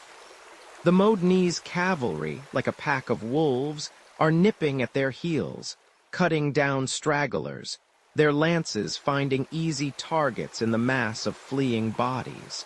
You glance back, your heart a frantic drum against your ribs, and catch a glimpse of a knight, unhorsed, desperately trying to unclip his heavy gauntlets, his face contorted in a silent plea. You don't stop. You can't stop. Because if you do, if you hesitate even for a moment, you probably won't survive this. This is the brutal reality of medieval warfare. Not some chivalrous dance, but a chaotic, bloody sprint for your life when the tide turns against you. There's no time for heroics, no space for contemplation, only the primal urge to put distance between yourself and the victorious enemy. The air is thick with the metallic tang of blood and the acrid smell of fear, a scent you won't soon forget, not even in your sleep. You push past a group of pikemen, their long weapons abandoned in the mud, their faces ashen, eyes wide with the raw terror of men who just stared into the abyss and saw their own demise reflected back. Remember that grand speech from your general, the one about divine favor and righteous cause. It's a distant, hollow echo now, drowned out by the ragged gasps of your comrades and the triumphant roars of the Modenese. Suddenly, divine favor seems to be heavily biased towards Modena, which, let's be honest, is a bit of a cosmic bummer for Bologna. The retreat isn't just a physical act, it's a psychological collapse. Morale, once soaring with the promise of easy victory, has plummeted faster than a lead balloon in a vacuum. Commanders bark orders that are lost in the din, their authority disintegrating with every fleeing man. You see a banner, a symbol of Bolognese pride, lying trampled in the mire, a stark visual metaphor for their current state. It makes you wonder how long it will take to clean all this mud and blood off your boots. You're definitely going to need a good soak later, perhaps with some artisanal bath salts. One mainstream historical fact from this period is the sheer scale of the rout. Contemporary accounts, though often exaggerated, suggest thousands of casualties and prisoners for Bologna, a truly devastating loss that crippled their military capacity for years to come. This wasn't just a defeat, it was a decimation. Imagine trying to organize a cleanup crew after this. All right, lads, let's pick up all the discarded swords and dignity. Oh, and try not to step on anyone. As you stumble onwards, the the sounds of battle slowly recede, replaced by the frantic panting of your fellow fugitives and the occasional heartbreaking sob. The retreat stretches for miles, turning fertile fields into a wasteland of discarded equipment, broken dreams, and the quiet groans of the wounded left behind. It's a grim procession, a testament to the swiftness and brutality of Modena's victory. A quirky or fringe tidbit from this period, which might offer a momentary distraction from the grim reality, is that some soldiers during these medieval conflicts would actually carry small, personal talismans or even religious relics in battle, believing they offered protection. You can almost imagine someone desperately clutching a tiny, petrified pigeon bone, hoping it would make them run faster. Spoiler alert, it probably didn't. The path back to Bologna is long, arduous, and fraught with danger. The Modenese aren't just letting them go. They're pursuing, ensuring the route is complete and total. Rivers become choke points. Narrow bridges turn into deadly bottlenecks as panicked soldiers push and shove, some tumbling into the cold water below, their heavy armor ensuring a swift, silent end. You pass by a group of abandoned supply wagons, their contents spilling out, a sad, forgotten feast of hardtack and stale wine. Someone probably spent ages packing those. What a waste. Historians still argue whether the sheer speed and completeness of Bologna's collapse were primarily due to Modenese tactical superiority, or simply a complete failure of Bolognese morale and command once the initial shock of the Modenese counterattack hit. Was it brilliant strategy, or just a really bad day for Bologna? It's a chicken-and-egg situation, only with more swords and less omelets. Regardless, the outcome was undeniably clear. Bologna was beaten, decisively and unequivocally. You can practically hear the collective groan of the city's accountants, contemplating the costs of this military misadventure. A war for a bucket, and we lost. This is going to be a nightmare for the quarterly budget review. As the sun begins its slow descent, painting the western sky in hues of orange and red, you finally begin to feel a sliver of hope. The sounds of pursuit are fainter now, the immediate threat seems to be lessening. But the exhaustion is bone-deep, a heavy cloak draped over your entire being. Every muscle aches, every breath is a struggle, and the image of the battlefield, the chaos, and the sheer terror is burned into your mind. You just want to reach the safety of the city walls, to collapse somewhere, anywhere, and forget the day you ran for your life because of a wooden bucket. The thought of that bucket, sitting in Modena, probably sparkling clean by now, just adds a layer of surreal, infuriating absurdity to the whole ordeal. This isn't just a defeat. It's a deeply, deeply embarrassing one. You can almost hear the distant, joyous din as the Modenese forces, hearts swelling with a mixture of exhaustion and exhilaration, begin their slow, triumphant march homeward. The dust that coated them from the battlefield at Zappolino now seems like a golden sheen, each speck a tiny medal for their improbable victory.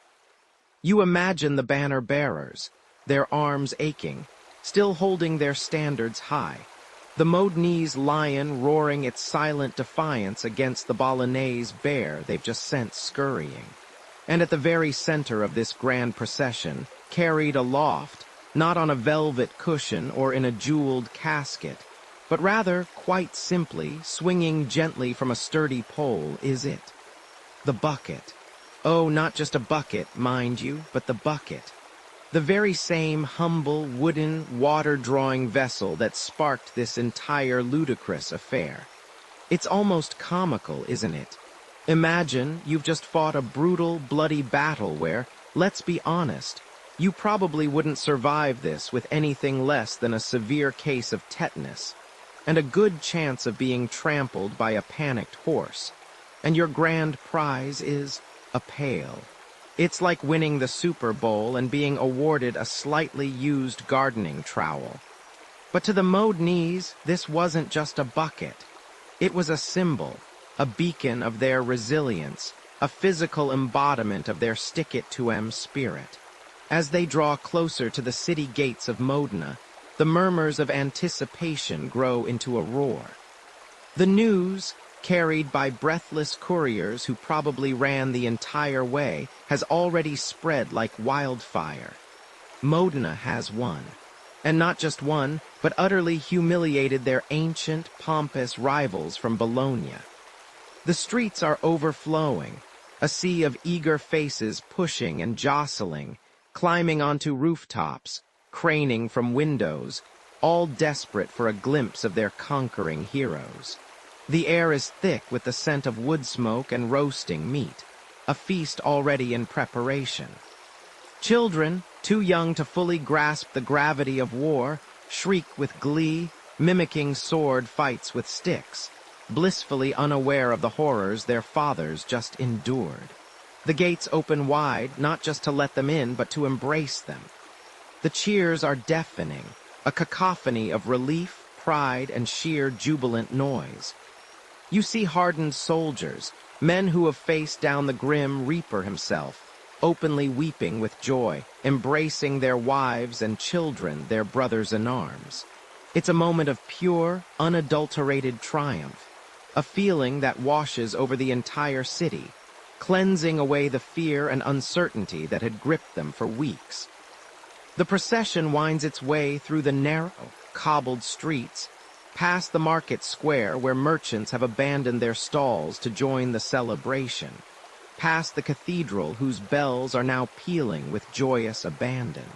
Every window is festooned with banners and tapestries, every balcony crowded with onlookers. The bucket, elevated on its pole, bobs above the heads of the crowd, catching the sunlight, an almost mythical artifact in this moment of glory. People point at it, laugh, cheer, some even attempt to reach out and touch it, as if it possesses some miraculous power. And in a way, it does. It holds the power of a story, a legend in the making. Finally, the procession reaches the Palazzo Comunale, Modena's town hall, a grand building that has witnessed countless political machinations and civic declarations.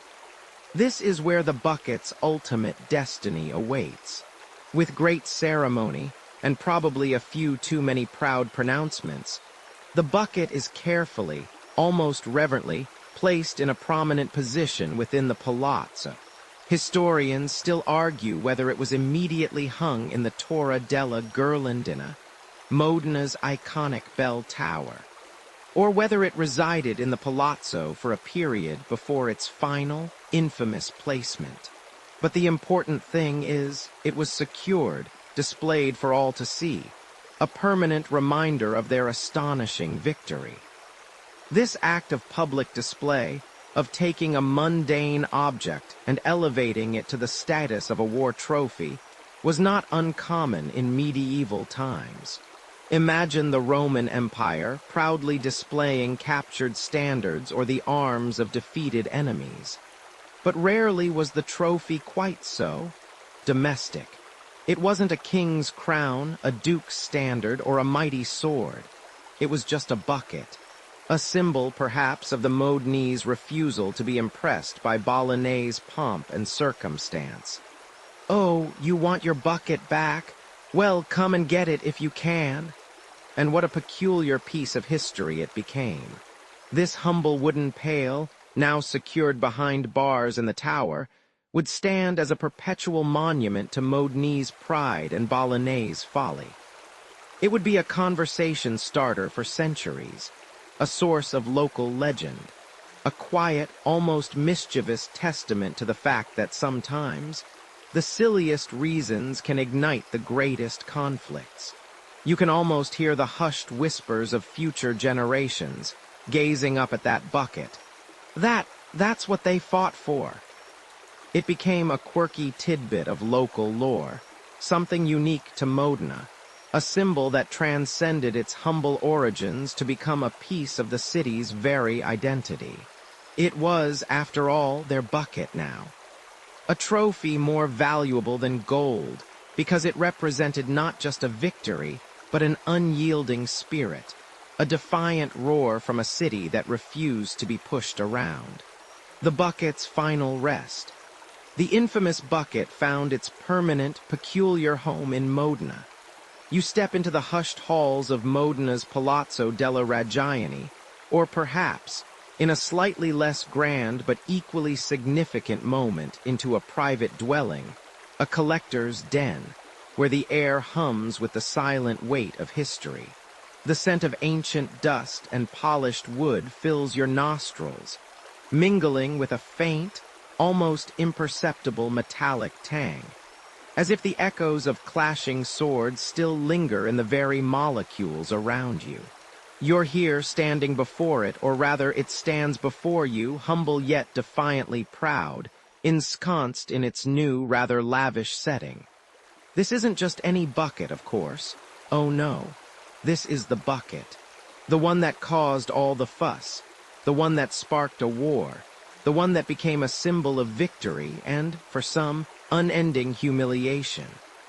It's here now, perhaps behind a velvet rope, perhaps simply placed on a pedestal, bathed in a spotlight that seems almost too dramatic for a simple wooden container. But then, this bucket has seen more drama than most Netflix series combined. As you gaze upon this unassuming relic, it's hard not to feel a tremor, a subtle chill, reminding you that if you'd been caught on the wrong side of that Zappolino field, amidst the chaos and the clashing steel, you probably wouldn't survive this quiet moment of historical contemplation. You'd be just another forgotten name in a mass grave, swallowed by the mud and the endless march of time. Good thing you're just listening to a story, eh? Much safer. Now this bucket wasn't just tossed into a corner like a forgotten toy. Oh no, it was elevated, given pride of place. For the Modenese, it wasn't merely a piece of scavenged loot. It was the tangible embodiment of their triumph, a constant, silent taunt to their defeated rivals in Bologna. Imagine the bragging rights. Every time a Bolognese merchant dared to venture into Modena's markets, they'd be met with hushed whispers, darting glances, and perhaps, if they were unlucky, a direct view of their bucket, shining, or perhaps, still rather grimy in the Modenese light. It was, in essence, the ultimate mic drop, centuries before microphones were even a twinkle in a scientist's eye. Historically, this bucket found its initial perch within the Torre della Ghirlandina, the soaring bell tower of Modena Cathedral.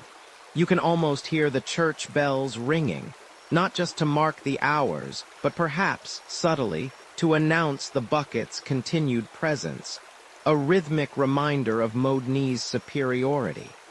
It wasn't a secret, you understand. It was public, a permanent exhibition of a very specific, very localized brand of schadenfreude. This public display wasn't just for show. It was a deeply symbolic act.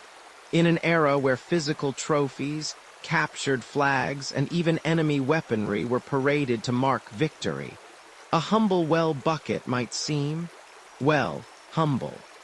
But its significance was amplified by its very ordinariness and its origin. It wasn't a king's crown or a general's sword.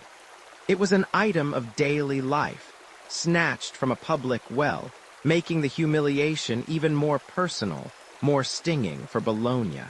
Historians still argue whether the bucket's initial placement was primarily a spontaneous act of post-battle bravado, or if it was a calculated, long-term psychological warfare tactic designed to perpetually needle Bologna. What is clear, however, is that its presence became a point of immense local pride, and curiously enough, even a form of early tourist curiosity, drawing onlookers eager to glimpse the famed artifact. Over the centuries, the bucket's fame, or infamy, only grew. It transcended its humble origins to become a protagonist in its own right, a silent witness to the ebb and flow of Italian history. You might wonder, how did such a simple object manage to capture the imagination of generations? Part of it lies in the sheer absurdity of the conflict it represented. A war over a bucket. It's the kind of story that sticks, a tale that children learn with a chuckle and historians dissect with a furrowed brow. But beyond the comedic element, it speaks to deeper truths about human nature, about pride, territory, and the sometimes trivial triggers for monumental conflicts. Imagine the tour guides of old, perhaps even in the Renaissance, pointing to it, spinning tales of heroism and folly. And here, ladies and gentlemen, is the very bucket that brought two mighty cities to their knees. Behold its humble glory. It's almost cinematic, isn't it? This small wooden artifact, a symbol not of grand empires or world-changing inventions, but of pure, unadulterated, localized grudge. The bucket became a character in literature too. Most notably, Alessandro Tassoni, a Modenese poet, immortalized it in his mock-heroic epic poem. La Secchia Rapita, The Abducted Bucket, published in 1622. Now, for a quick modern aside, think of it as the original historical fan fiction. But instead of shipping characters, it's lampooning the very war itself, turning the serious, bloody events into a comical, satirical romp. Tassoni's work, with its witty verses and exaggerated portrayals, cemented the bucket's place in Italian cultural memory, ensuring that no one would ever forget this rather peculiar episode. He painted Bologna as the overly dramatic, easily offended party, and Modena as the plucky, victorious underdog, all through the lens of a stolen water receptacle. It's truly a masterclass in passive-aggressive storytelling, don't you think? The bucket itself, however, remained stoic. It bore witness to changing regimes, to the rise and fall of various European powers, to the Enlightenment, to revolutions, to world wars. Yet there it stood, a simple wooden bucket, a silent monument to a bygone era of fiercely independent city-states and their bizarre reasons for conflict. It's a testament to the fact that sometimes the smallest spark can ignite the biggest blaze. And sometimes that spark is literally a bucket of water. It's been moved a few times, of course, not always staying in the Gerlandina. Sometimes it's been housed in the Palazzo Comunale, the city hall, or perhaps, for a period, even in a less accessible archive during times of unrest. Its journey, while less dramatic than its initial abduction, has still been one of careful preservation, a recognition of its unique historical value. It's not just wood and metal. It's a living artifact, constantly reminding us of a time when local squabbles could escalate into full-blown wars. Not unlike how a misplaced parking ticket can escalate into a shouting match with your neighbor. Only, you know, with more swords and fewer traffic cones. And what about its physical state? You lean in closer, peering at the wood. It's probably dark with age, perhaps a little cracked, the metal bands tarnished but still holding it together. You can almost imagine the water sloshing within it, fresh from the Bolognese well just before it was snatched. It carries the weight of centuries, the stories of thousands of lives, all wrapped up in its simple cylindrical form. It's a reminder that history isn't just about grand monarchs and epic battles. It's also about the mundane, the overlooked, the everyday objects that, through some twist of fate, become imbued with extraordinary meaning. The Modenese, naturally, took immense pride in their trophy. It wasn't merely a war prize. It was a constant visual testament to their superior martial prowess, their cunning, their sheer Modenese grit. Imagine the local banter, the tavern tailies, the proud fathers showing their children the bucket, regaling them with embellished accounts of the battle. "And that, my boy," they might have said, pointing a finger at the unassuming object, "is why we never let Bologna forget who truly holds the upper hand." It became woven into the very fabric of Modena's identity, a source of endless boasting and a perpetual reminder to their neighbors across the border of that one very bad day. For Bologna, of course, it was a festering wound, a public humiliation that stung for centuries. Every mention of the bucket, every satirical poem, every knowing glance from a Modenese was a fresh prick. Can you imagine the frustration? To lose a war over a bucket, and then to have that very bucket displayed as a permanent trophy in your rival's capital. It's like losing your favorite mug at a party, only to see your frenemy proudly drinking from it every single day, right in front of you. The emotional toll of such a public slight, carried across generations, is a fascinating aspect of this story. It cemented a rivalry that went far beyond mere economic competition. It was personal, deeply ingrained, and often quite petty. This wooden bucket, humble as it seems, holds within its weathered staves the echoes of shouts and cheers, of clanging steel and desperate flight. It represents not just a single battle, but the enduring spirit of competition, the often absurd reasons for human conflict, and the peculiar ways in which societies choose to remember their victories and defeats. It's a physical embodiment of a very human desire to say, unequivocally, "We won, and here's the proof." And as you stand there, breathing in the quiet reverence of its current home, you can almost hear the faint, triumphant whisper of Modena's pride, carried on the very air around you. A testament to a time when even the most ordinary of objects could spark an extraordinary war, and find its final, glorious rest, far from the well it once served. And so you find yourself standing, centuries later, in the hallowed halls of Modena's Torre della Ghirlandina, or perhaps just imagining it. The light, filtered through ancient stained glass, dust motes dancing in the sunbeams, illuminates a humble wooden bucket. Not gilded, not jeweled, not even particularly well crafted. Just a bucket. A simple, splintery wooden pail, probably quite good at holding water, now forever encased, forever a monument to a truly ridiculous, utterly human conflict. You're looking at the bucket, the one that caused all the fuss, the one that led to thousands of deaths. If you were actually there back in the 14th century trying to mediate this dispute, you'd probably get trampled by a fleeing horse or accidentally skewered by a nervous pikeman. So perhaps it's best we're just imagining it from a safe, modern distance, wouldn't you agree? Consider it a perk of time travel, all the historical insights, none of the dysentery. This wasn't just any old bucket, you understand. This was the bucket. The one that, despite its utter lack of inherent value beyond its basic utility, became a symbol so potent, so infuriating, that it tipped two proud, pugnacious city-states into a bloody, full-scale war. It sits there now, a silent, wooden witness to human folly, perhaps prompting a quiet chuckle from visitors, or maybe a perplexed shrug.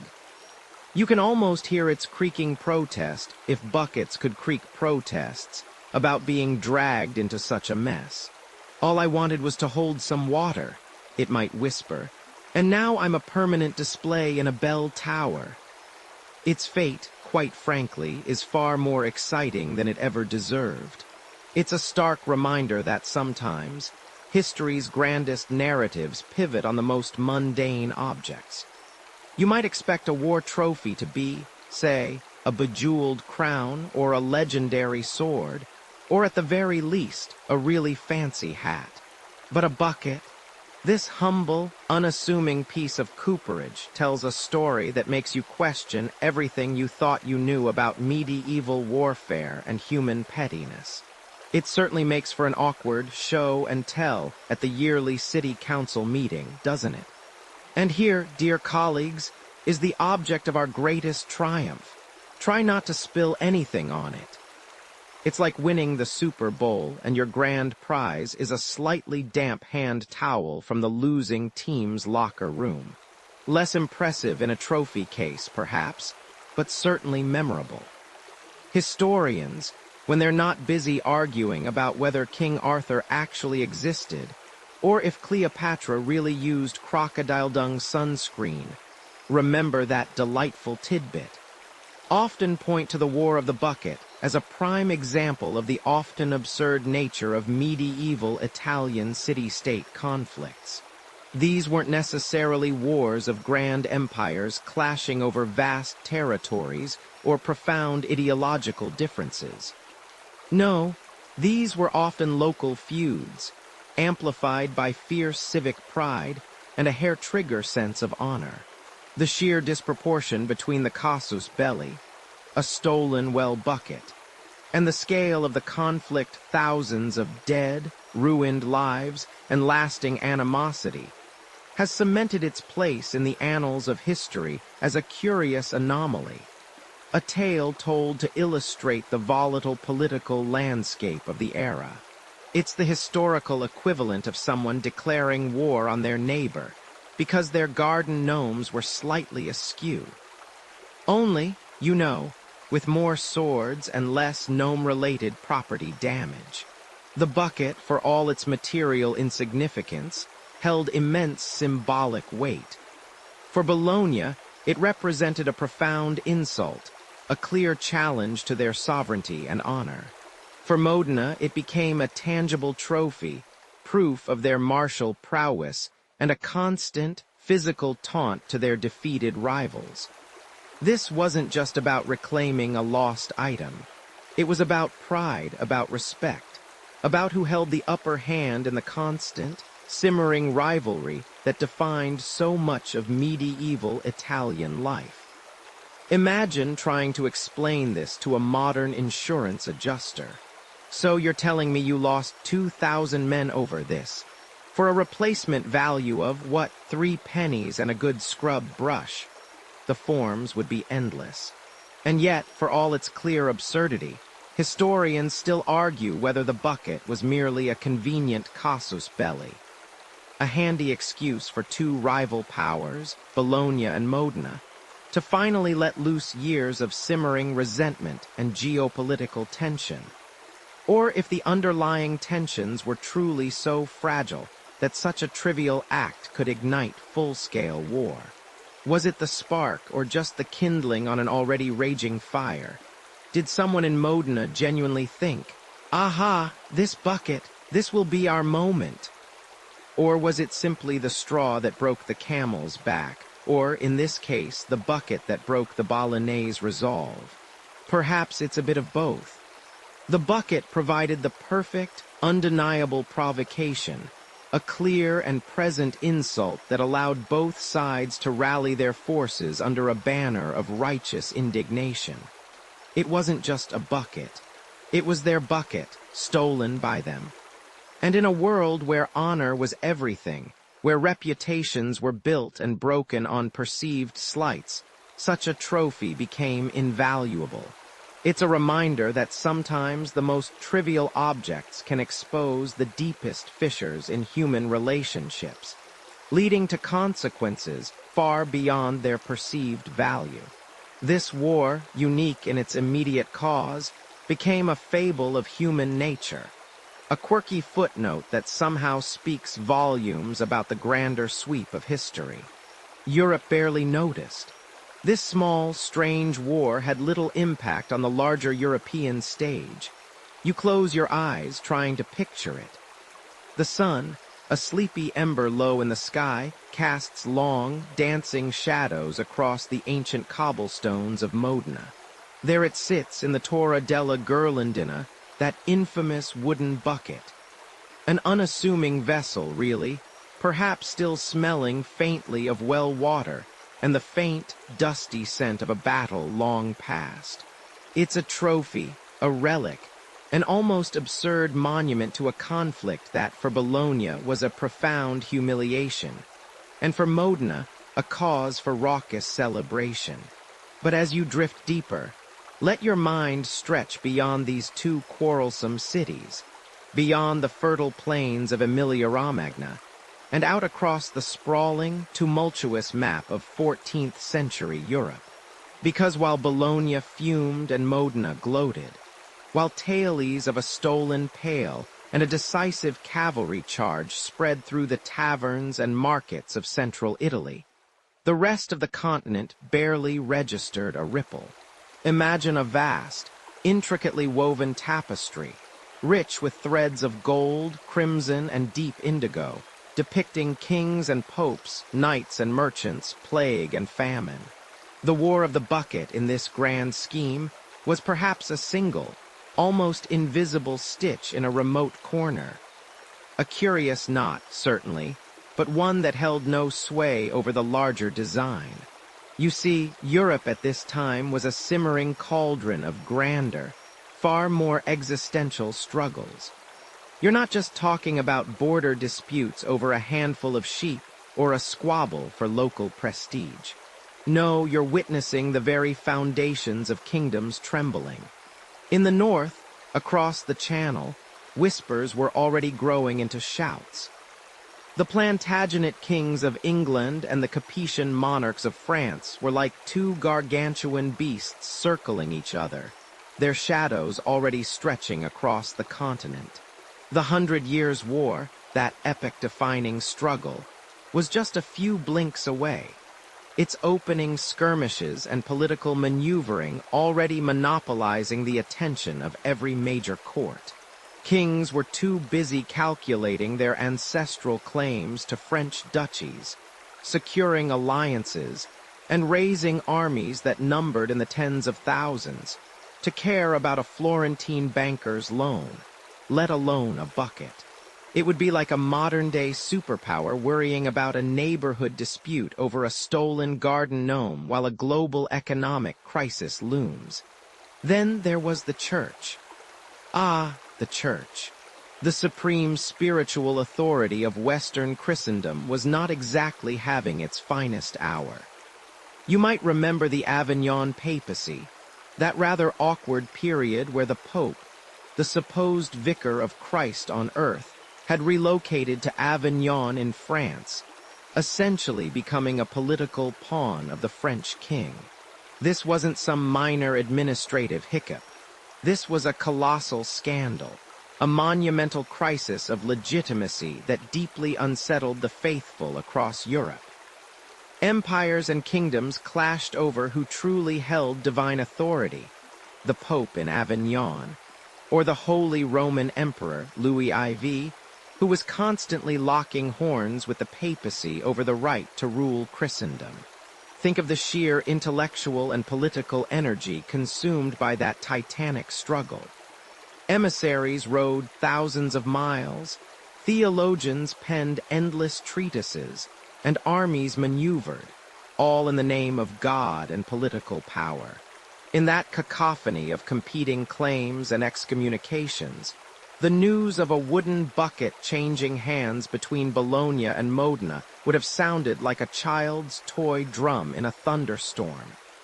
And Italy itself. It was a fragmented mosaic of independent city-states, each a vibrant, self-contained universe of commerce, art, and intense local rivalries. Venice, Genoa, Florence, Milan, these were the true powerhouses, not just regionally, but internationally, their merchants stretching their tentacles of trade across the Mediterranean and beyond. They fought their own wars, sure, but usually over lucrative trade routes, access to salt mines, or the control of strategic fortresses. A city-state conflict over a stolen bucket, while it made for a great story in the local piazza, simply wasn't the kind of high-stakes game that drew the attention of distant monarchs or the pontifical court. It was viewed as an internal, almost domestic squabble among minor players. It was, frankly, a bit beneath them. You're thinking, but it's so absurd, so memorable. And you're right, to us, it absolutely is. But consider how news traveled back then. There was no internet, no telegraph, not even a reliable postal service across vast distances. Information was carried by exhausted couriers on horseback, by wandering minstrels, or by merchants exchanging gossip in bustling ports. By the time a garbled, second-hand account of the Bucket War reached, say, the distant lands of Scandinavia or the nascent kingdoms of Eastern Europe, it would have been dismissed as just another bizarre Italian eccentricity. Historians still argue whether the war's peculiar nature made it more or less likely to be widely remembered at the time. Some suggest its very absurdity might have confined it to local folklore, too strange to be taken seriously on the grand stage. Meanwhile, life was challenging. If you were a medieval peasant, your biggest worry wasn't which city owned a bucket, but whether you'd survive the winter, avoid the next epidemic, or escape the notice of passing brigands. Forget the Bucket War. You probably won't survive this journey to the next village without catching something nasty, getting mugged, or stepping on a rusty nail. A small war over an even smaller object hardly registered on the radar of someone just trying to keep their family from starving. It was like worrying about a hangnail when you've just been run over by a cart full of turnips. So, while tales of the Bucket War might have generated a few chuckles among Italian merchants trading silks in Venice, or a raised eyebrow from a Florentine banker counting his florins, it remained largely a footnote in the grand, bloody, and often bewildering narrative of 14th century Europe. The serious, weighty matters dynastic succession, papal authority, the burgeoning power of nation-states, and the terrifying shadow of coming pestilence. These were the headlines that truly mattered, leaving the War of the Bucket to quietly become the amusing, bizarre historical tidbit we find so fascinating today.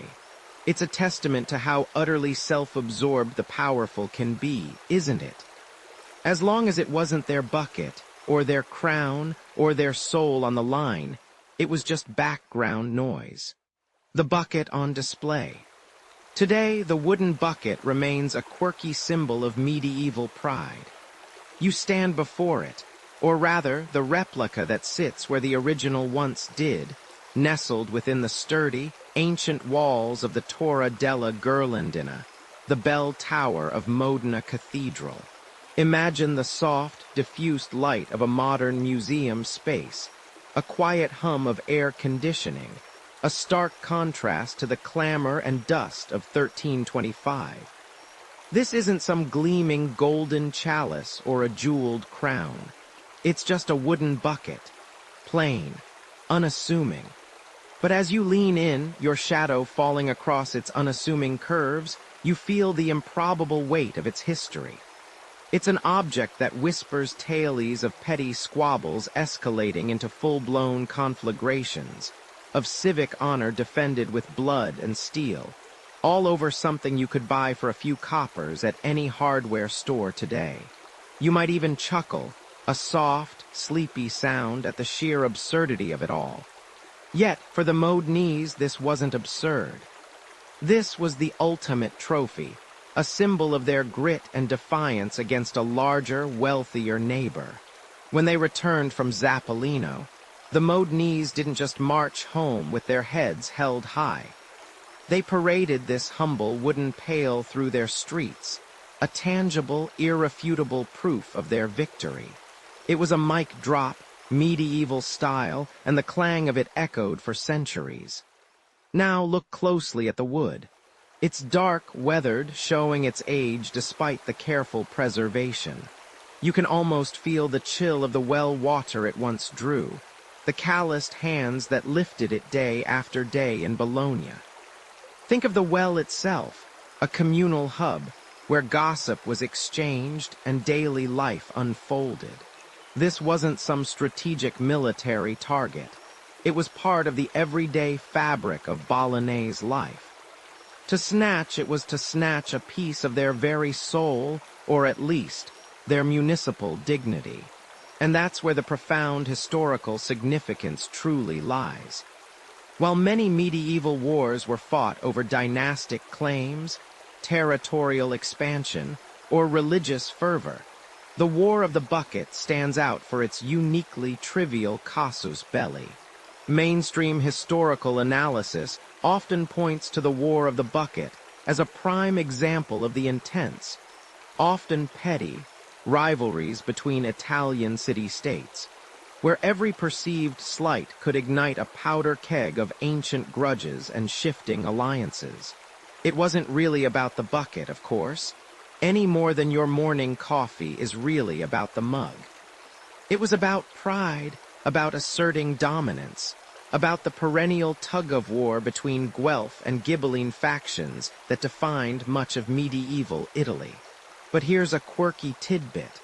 While the bucket became the iconic trophy, records suggest the Modenese also seized a whopping 3 church bells and some gate chains.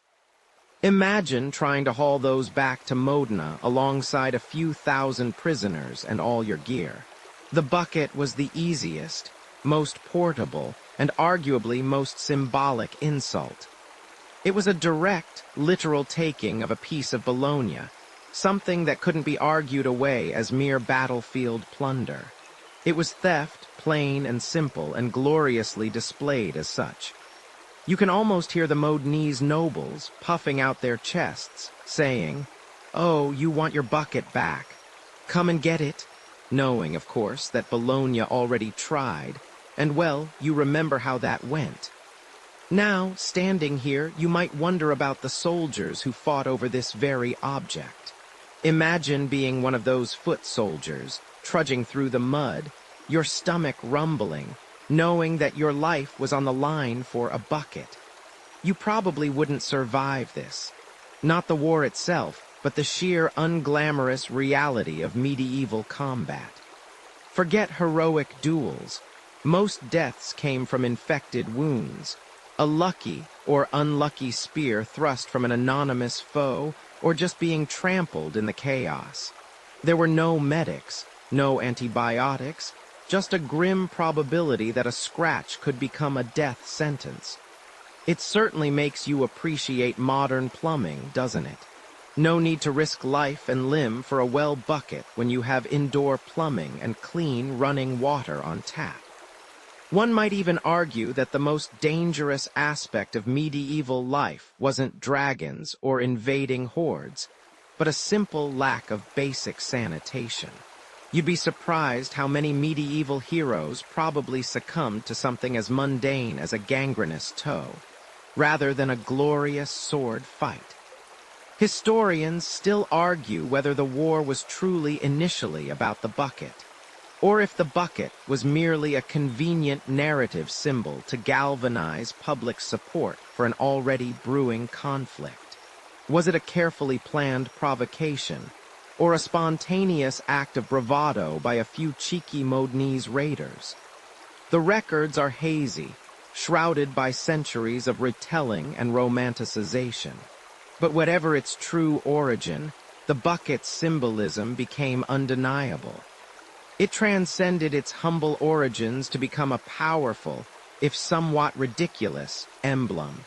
It's a reminder that even the smallest, most unassuming objects can ignite monumental events, proving that sometimes history's grandest narratives are built on the flimsiest of pretexts, and sometimes those pretexts are made of simple, unassuming wood. Historians still debate. Scholars continue to ponder the true causes and significance of the conflict. You find yourself now, not on a dusty battlefield or in a celebratory Modenese square, but in the hushed, slightly musty corridors of academia. Imagine the scent of old paper and lukewarm tea, the quiet rustle of turning pages, the soft murmur of intense, yet hushed intellectual sparring. You're sitting in a high-backed armchair, perhaps a little too firm for comfort, surrounded by towering bookshelves, each shelf groaning under the weight of centuries of human thought. The air is thick with theories, interpretations, and the lingering scent of forgotten arguments. Here, in this quiet, scholarly realm, the real battle over the War of the Bucket isn't fought with swords and pikes, but with footnotes and counter-arguments. And let me tell you, sometimes, these academic skirmishes can feel just as brutal as any medieval clash, though with significantly less actual bloodshed. Good news for you, as you probably won't survive this if it were the former. You might think, looking back at our journey, that the story of the War of the Bucket is neatly tied up. A quirky little anecdote about medieval pride and a stolen wooden water carrier. You see the bucket, still there in Modena, a tangible piece of proof. But then you hear the whispers, the quiet hum of dissent from behind the lecterns and within the pages of weighty tomes. Was it really just about a bucket? One scholar might muse, stroking a neatly trimmed beard. Or was that merely the spark, the highly flammable kindling on a bonfire of pre-existing tensions? This, dear listener, is where the narrative splinters, where the simple truth gives way to the glorious, frustrating complexity of historical interpretation. The mainstream historical fact, the one you'll find in most general history books, paints a picture of glorious absurdity. It posits that the war truly was initiated by the theft of that rather unassuming wooden vessel from Bologna's well. Bologna, humiliated, demanded its return. Modena, defiant, refused.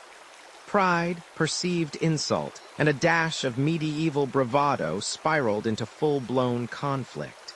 This narrative, easy to digest and delightfully quaint, makes for excellent storytelling.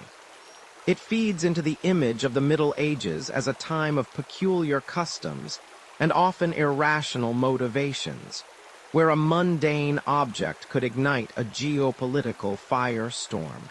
It's the version that makes people chuckle and shake their heads, saying, "Oh, those medieval folks." And it's not entirely wrong, mind you.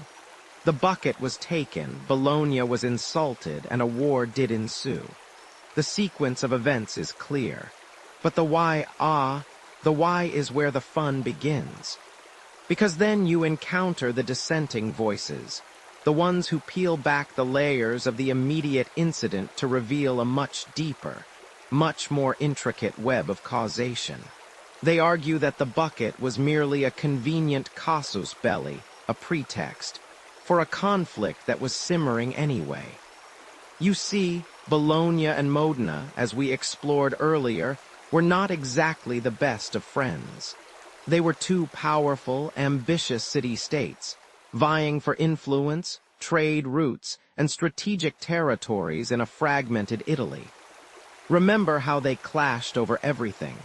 Their rivalry was ancient, deeply ingrained, fueled by centuries of border disputes, economic competition, and plain old civic pride. Modena, aligned with the Ghibellines and the Holy Roman Emperor, often found itself at odds with Guelph Bologna, which leaned towards the papacy. This wasn't just a casual disagreement. This was a fundamental ideological and political divide that played out across the entire Italian peninsula. So, when that wooden bucket went missing, it wasn't just a theft. It was a match dropped into a powder keg that was already primed and ready to blow. One quirky or fringe tidbit you might stumble upon in your academic meanderings is the theory that the entire bucket theft narrative might have been exaggerated, perhaps even fabricated in part, by contemporary chroniclers or later historians for dramatic effect. Some scholars suggest that while a bucket might have been involved, its significance as the sole cause was inflated to make the story more palatable, or to simplify complex political realities. Imagine a medieval spin doctor sitting down with quill and parchment thinking, how can I make this war sound truly epic? Ah, yes, a stolen bucket. Brilliant. You have to admit, it has a certain viral appeal, even in the 14th century. It's the kind of hook that grabs attention, much like a modern news headline about a bizarre celebrity feud. Historians still argue whether the War of the Bucket was a genuine fight over a symbolic object, or if it was simply a convenient excuse for two powerful rivals to engage in a preordained clash for regional supremacy. You can almost hear the passionate debates echoing through those academic halls. Was it a moment of sublime medieval absurdity, a testament to how seriously pride was taken? Or was it a shrewd political maneuver, cloaked in the guise of a trivial dispute? You ponder the human element. Did the soldiers marching to Zappolino truly believe they were fighting for a bucket? Or were they fighting for their city's honor, for their political faction, for their very way of life? It's likely a bit of both, isn't it?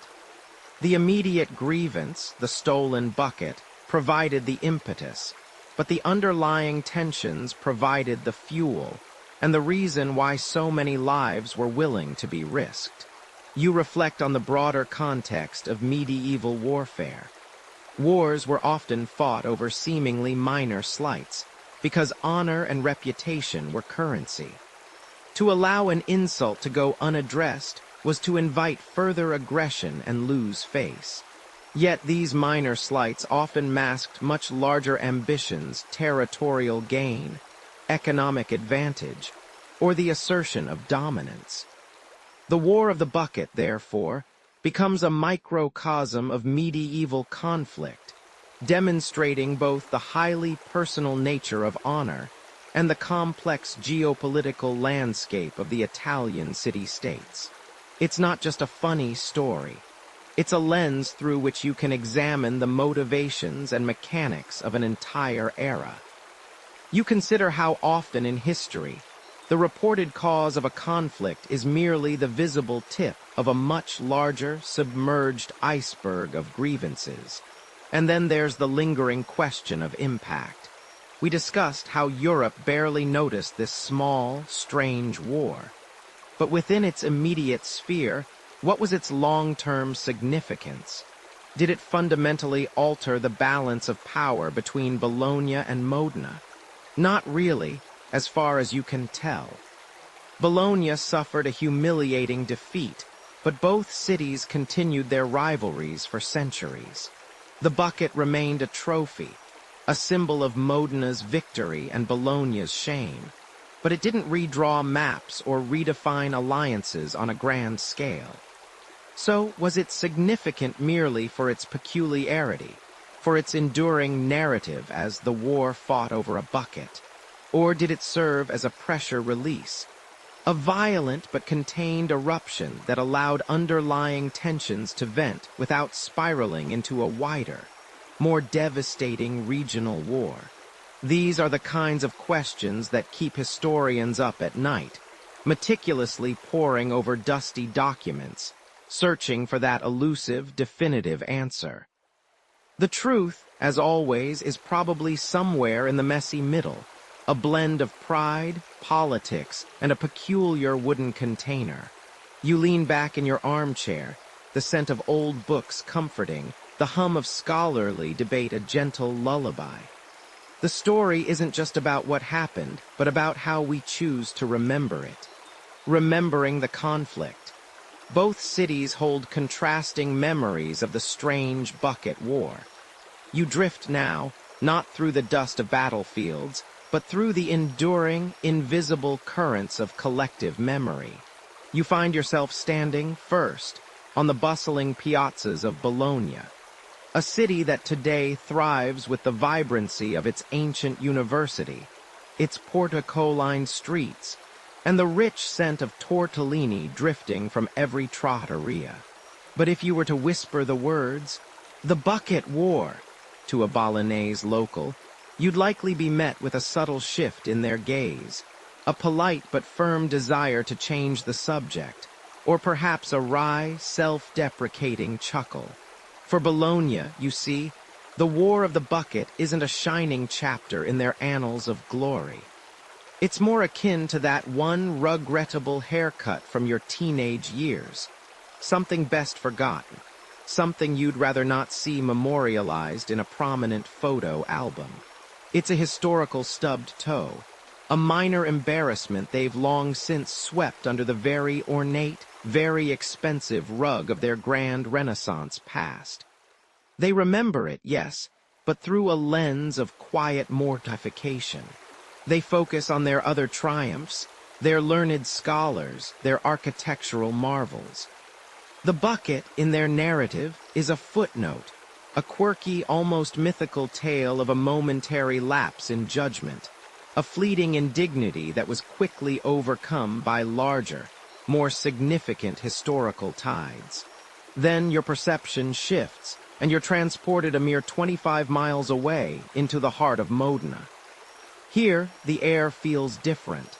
It's still ancient, still Italian, but there's a distinct tang of pride, a slightly more swaggering gait to the pigeons, if pigeons could swagger. You notice the sleek lines of luxury sports cars that hum through the streets, a testament to a modern Modenese mastery of engineering. But also the subtle, lingering echoes of a different kind of precision, military victory. In Modena, the bucket isn't hidden away. It's practically on a pedestal, if not literally, then certainly figuratively. It's woven into the fabric of their identity, a peculiar, unassuming trophy that encapsulates their ability to punch above their weight, to outsmart a larger, seemingly more powerful rival. They'll tell you the story with a glint in their eye, a half-smile playing on their lips, perhaps even a slight shrug that implies, "Well, what else did you expect?" It's a story of underdog triumph, a testament to Modenese grit and determination. They don't just remember the bucket. They celebrate it, preserving it not just as an artifact, but as a living, breathing symbol of their cunning and their improbable victory. This contrast in memory, you realize, is almost as fascinating as the war itself. It's like watching two siblings recall the same family anecdote, one choosing to highlight the heroic struggle, and the other just wanting to bury their face in a pillow. This stark divergence isn't just a quirky historical footnote. It highlights a genuine, enduring aspect of regional identity in Italy. Cities, much like people, curate their pasts, emphasizing what serves their present narrative. In Bologna, a city renowned for its intellectual prowess and its ancient university, the idea of engaging in a costly, bloody war over a literal bucket just doesn't quite fit the brand. It's like a world-class chef accidentally burning toast. You acknowledge it happened, but you definitely don't put it on the menu. Modena, on the other hand, a city perhaps more accustomed to the practicalities of power and trade, finds a certain rough-hewn charm in the absurdity of it all.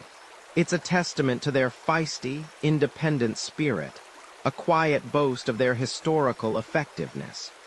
You might find yourself wondering, as you wander these ancient streets, how much of this memory is truly historical fact, and how much is just good, old-fashioned municipal storytelling.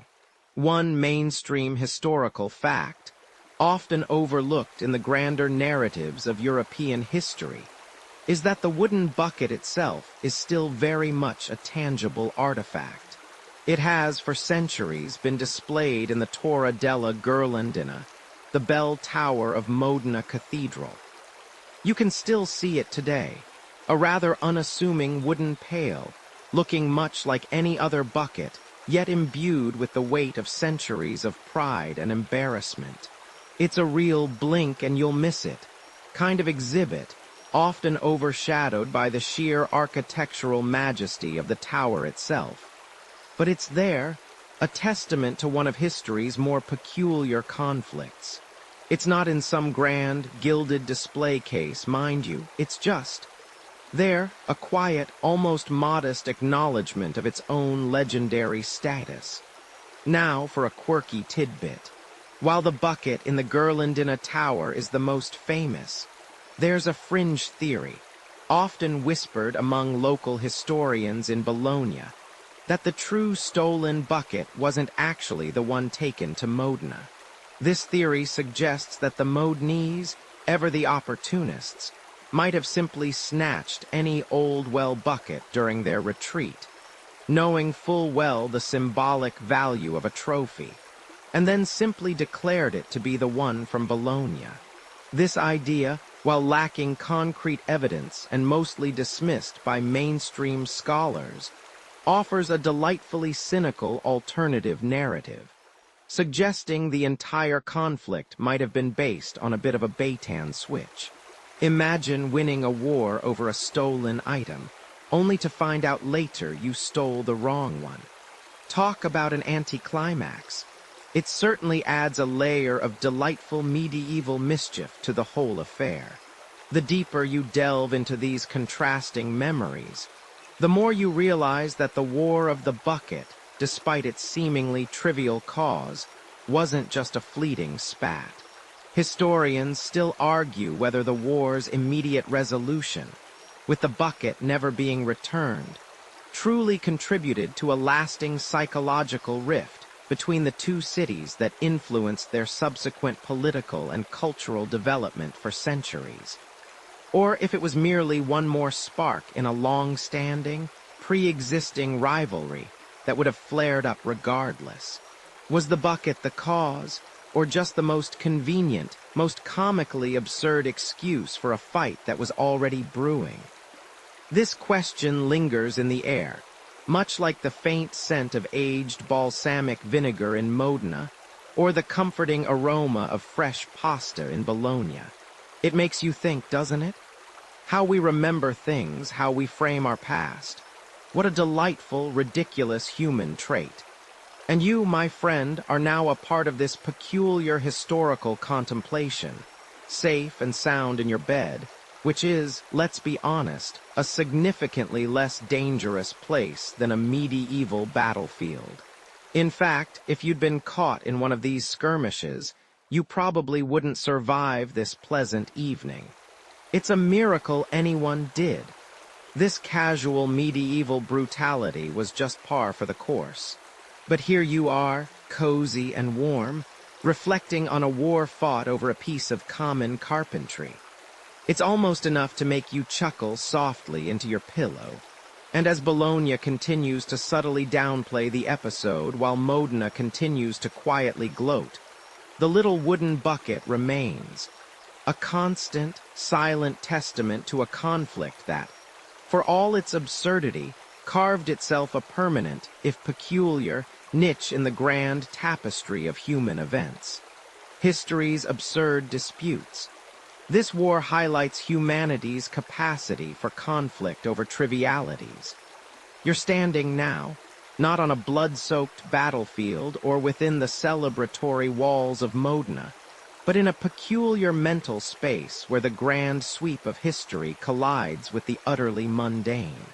Imagine, if you will, a museum of monumental mistakes, a vast hall dedicated not to epic battles of good versus evil, but to the times when humanity, bless its little heart, just completely lost the plot.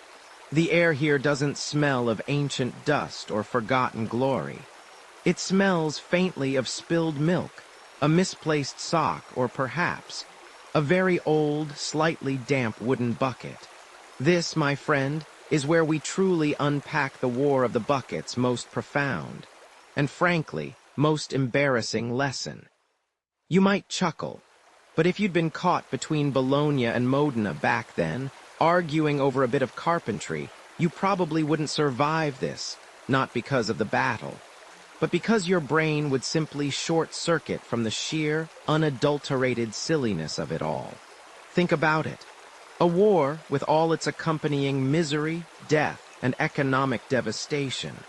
ignited and sustained by the symbolic weight of a single, unassuming wooden vessel.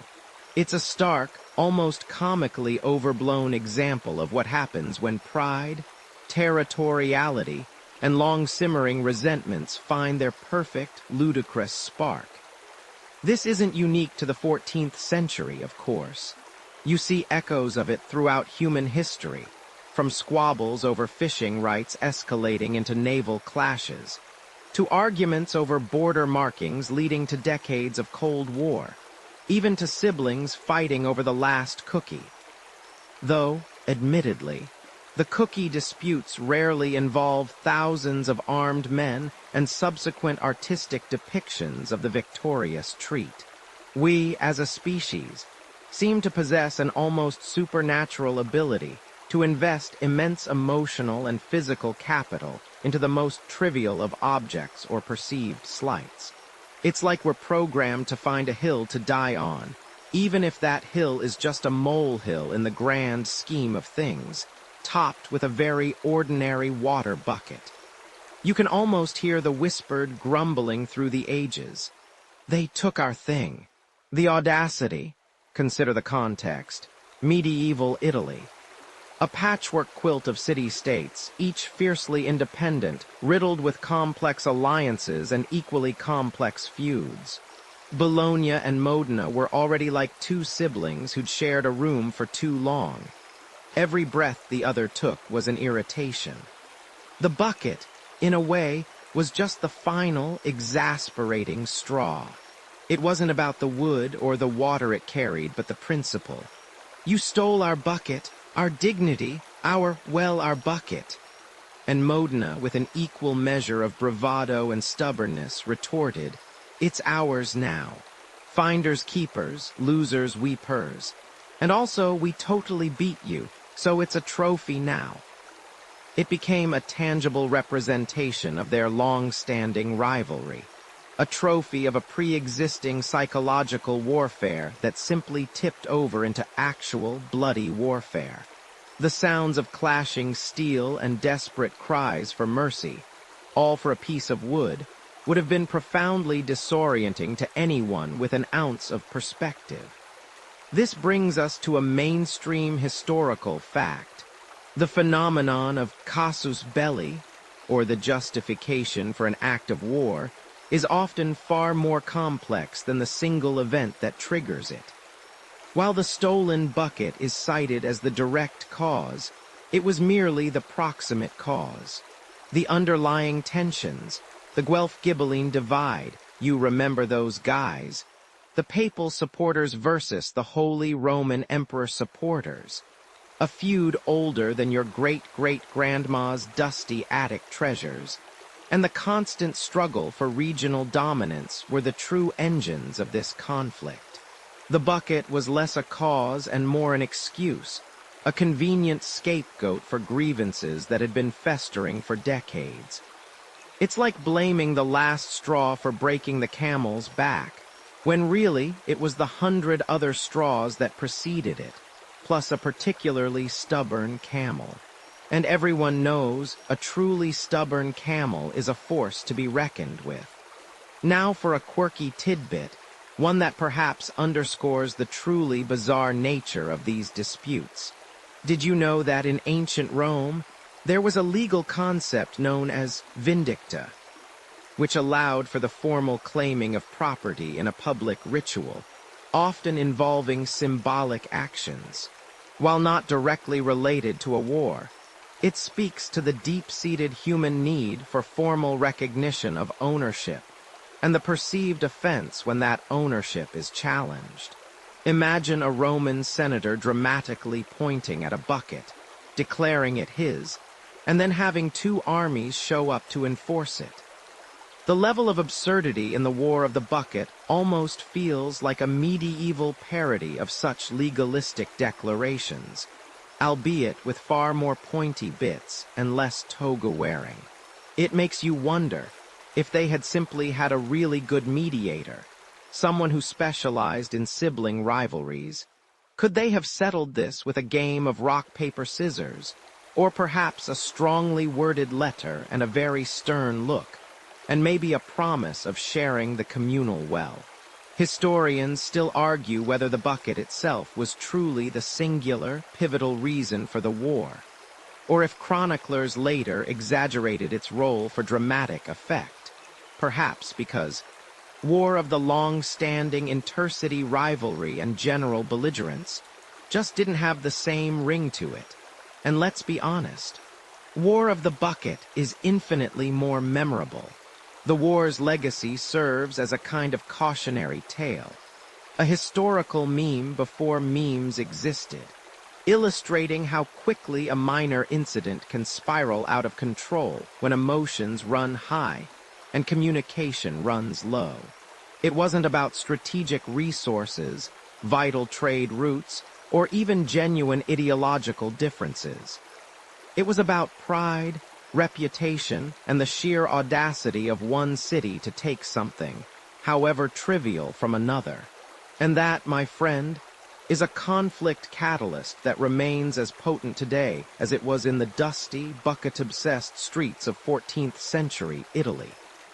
You see it in online arguments, in family gatherings that go spectacularly wrong, and even in international relations where a seemingly minor diplomatic gaffe can ignite a firestorm.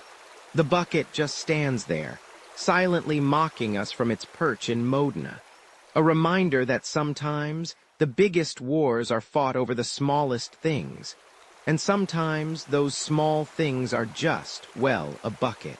It's a testament to our enduring capacity for both profound ingenuity and profound idiocy, often in the same breath, often over the same wooden object.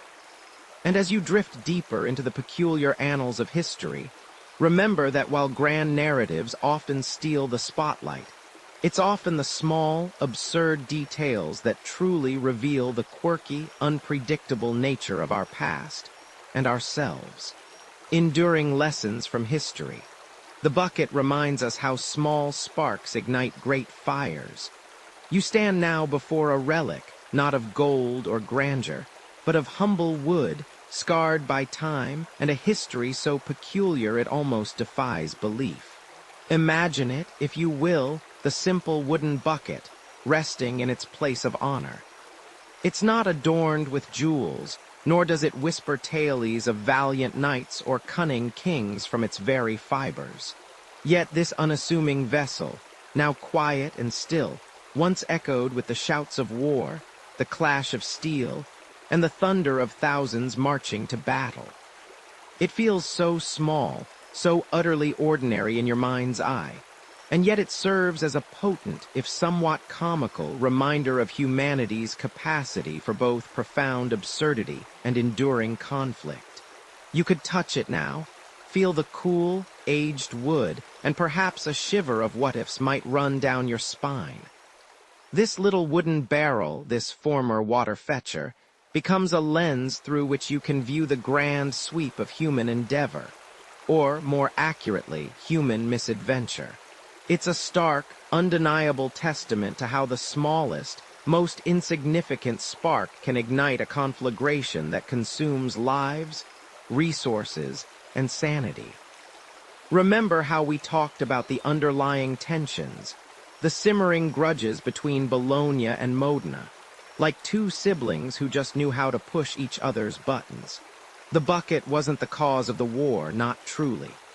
It was the match struck against tinder, already dry and waiting.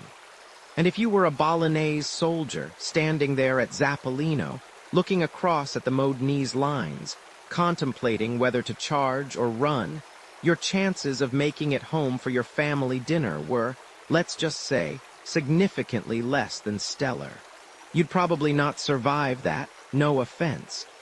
It's a mainstream historical fact that many wars throughout history have been triggered by a seemingly trivial casus belli, a fancy Latin term for a reason for war that often masks deeper, more complex geopolitical or social issues. The War of the Bucket slots neatly into this category, a textbook example of a proxy dispute escalating beyond all reasonable measure. You might think, surely they couldn't really have gone to war over a bucket. And the answer is no, not just the bucket. But the bucket became the ultimate symbol, the straw that broke the camel's back, or perhaps more accurately, the water that broke the bucket's casus belli. One quirky tidbit about such seemingly absurd conflicts is that they sometimes produce the most enduring symbols. Think of the Trojan horse, a seemingly innocuous gift that harbored doom. Or, closer to home, the Golden Hind, Drake's ship, a vessel that became a symbol of English naval power after years of privateering. Our bucket, in its own humble way, joined that pantheon of peculiar, historically significant objects. It stood as a permanent, albeit silent, taunt. Imagine the Modenese bringing it out during feast days, clinking their wine goblets, and making pointed remarks about its origin, while any visiting Bolognese diplomat would subtly avert their gaze. You can almost hear the awkward silence. Historians still debate whether the bucket was a genuine insult or a deliberate provocation orchestrated by one side to force a confrontation they desired. Was it Modena, tired of Bologna's perceived arrogance, looking for an excuse? Or was it Bologna, overconfident in its numbers, eager to humble its rival? The truth, like many things lost to the mists of medieval records, remains elusive, a whispered conversation between dusty parchments and modern interpretations. What is clear, however, is that both cities, fueled by centuries of rivalry and a hefty dose of civic pride, were ready to duke it out, and that bucket just happened to be the unwitting catalyst. It reminds you that sometimes the biggest fights are about the smallest things, like whether your neighbor's hedge is really on your property line. Just, with significantly more swords and less polite passive aggression. And so, this little wooden bucket, once a mundane tool for drawing water, transformed into a trophy of war, a symbol of a bizarre victory, and ultimately, a powerful lesson.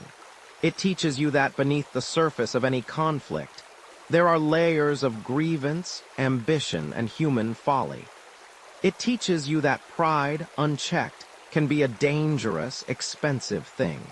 It teaches you that sometimes, the most enduring historical lessons come wrapped in the most unexpected, and frankly, hilarious packages. Now, as the echoes of Zappolino begin to softly fade, and the image of the strange bucket war gently recedes, allow your mind to drift. The sun sets slowly on the fields where armies once clashed, painting the sky with hues of gentle orange and twilight blue. The sounds of battle have long since turned to the whispering breeze through ancient trees, a hush settling over the land. You can almost feel the quietude, a profound stillness descending, calming every thought, every lingering echo of conflict. Imagine the bucket now, not as a symbol of strife, but as a silent sentinel of time, standing patiently through centuries, observing the slow, steady rhythm of the world. Its imperfections, its age, only add to its quiet dignity, reminding us that even the most chaotic moments eventually find their peace, their place in the vast tapestry of history. The heat of medieval passions, the shouts of soldiers, the clatter of arms, all have dissolved into the soft, comforting silence of the night. Let any remaining tension in your body gently ease away, like the last light fading from the horizon. The lessons learned, the stories heard, they are now safely tucked within the quiet corners of your mind. There's no more need to strive, no more need to understand grand strategies or ancient grudges. Just the simple comfort of knowing that another tale has been told, another fragment of the past laid to rest in your imagination. The world continues its gentle spin, and you, too, can now surrender to the profound tranquility that follows a journey through time. Rest easy, knowing that even the strangest wars eventually find their quiet ending, just as every day finds its peaceful night. Sweet dreams.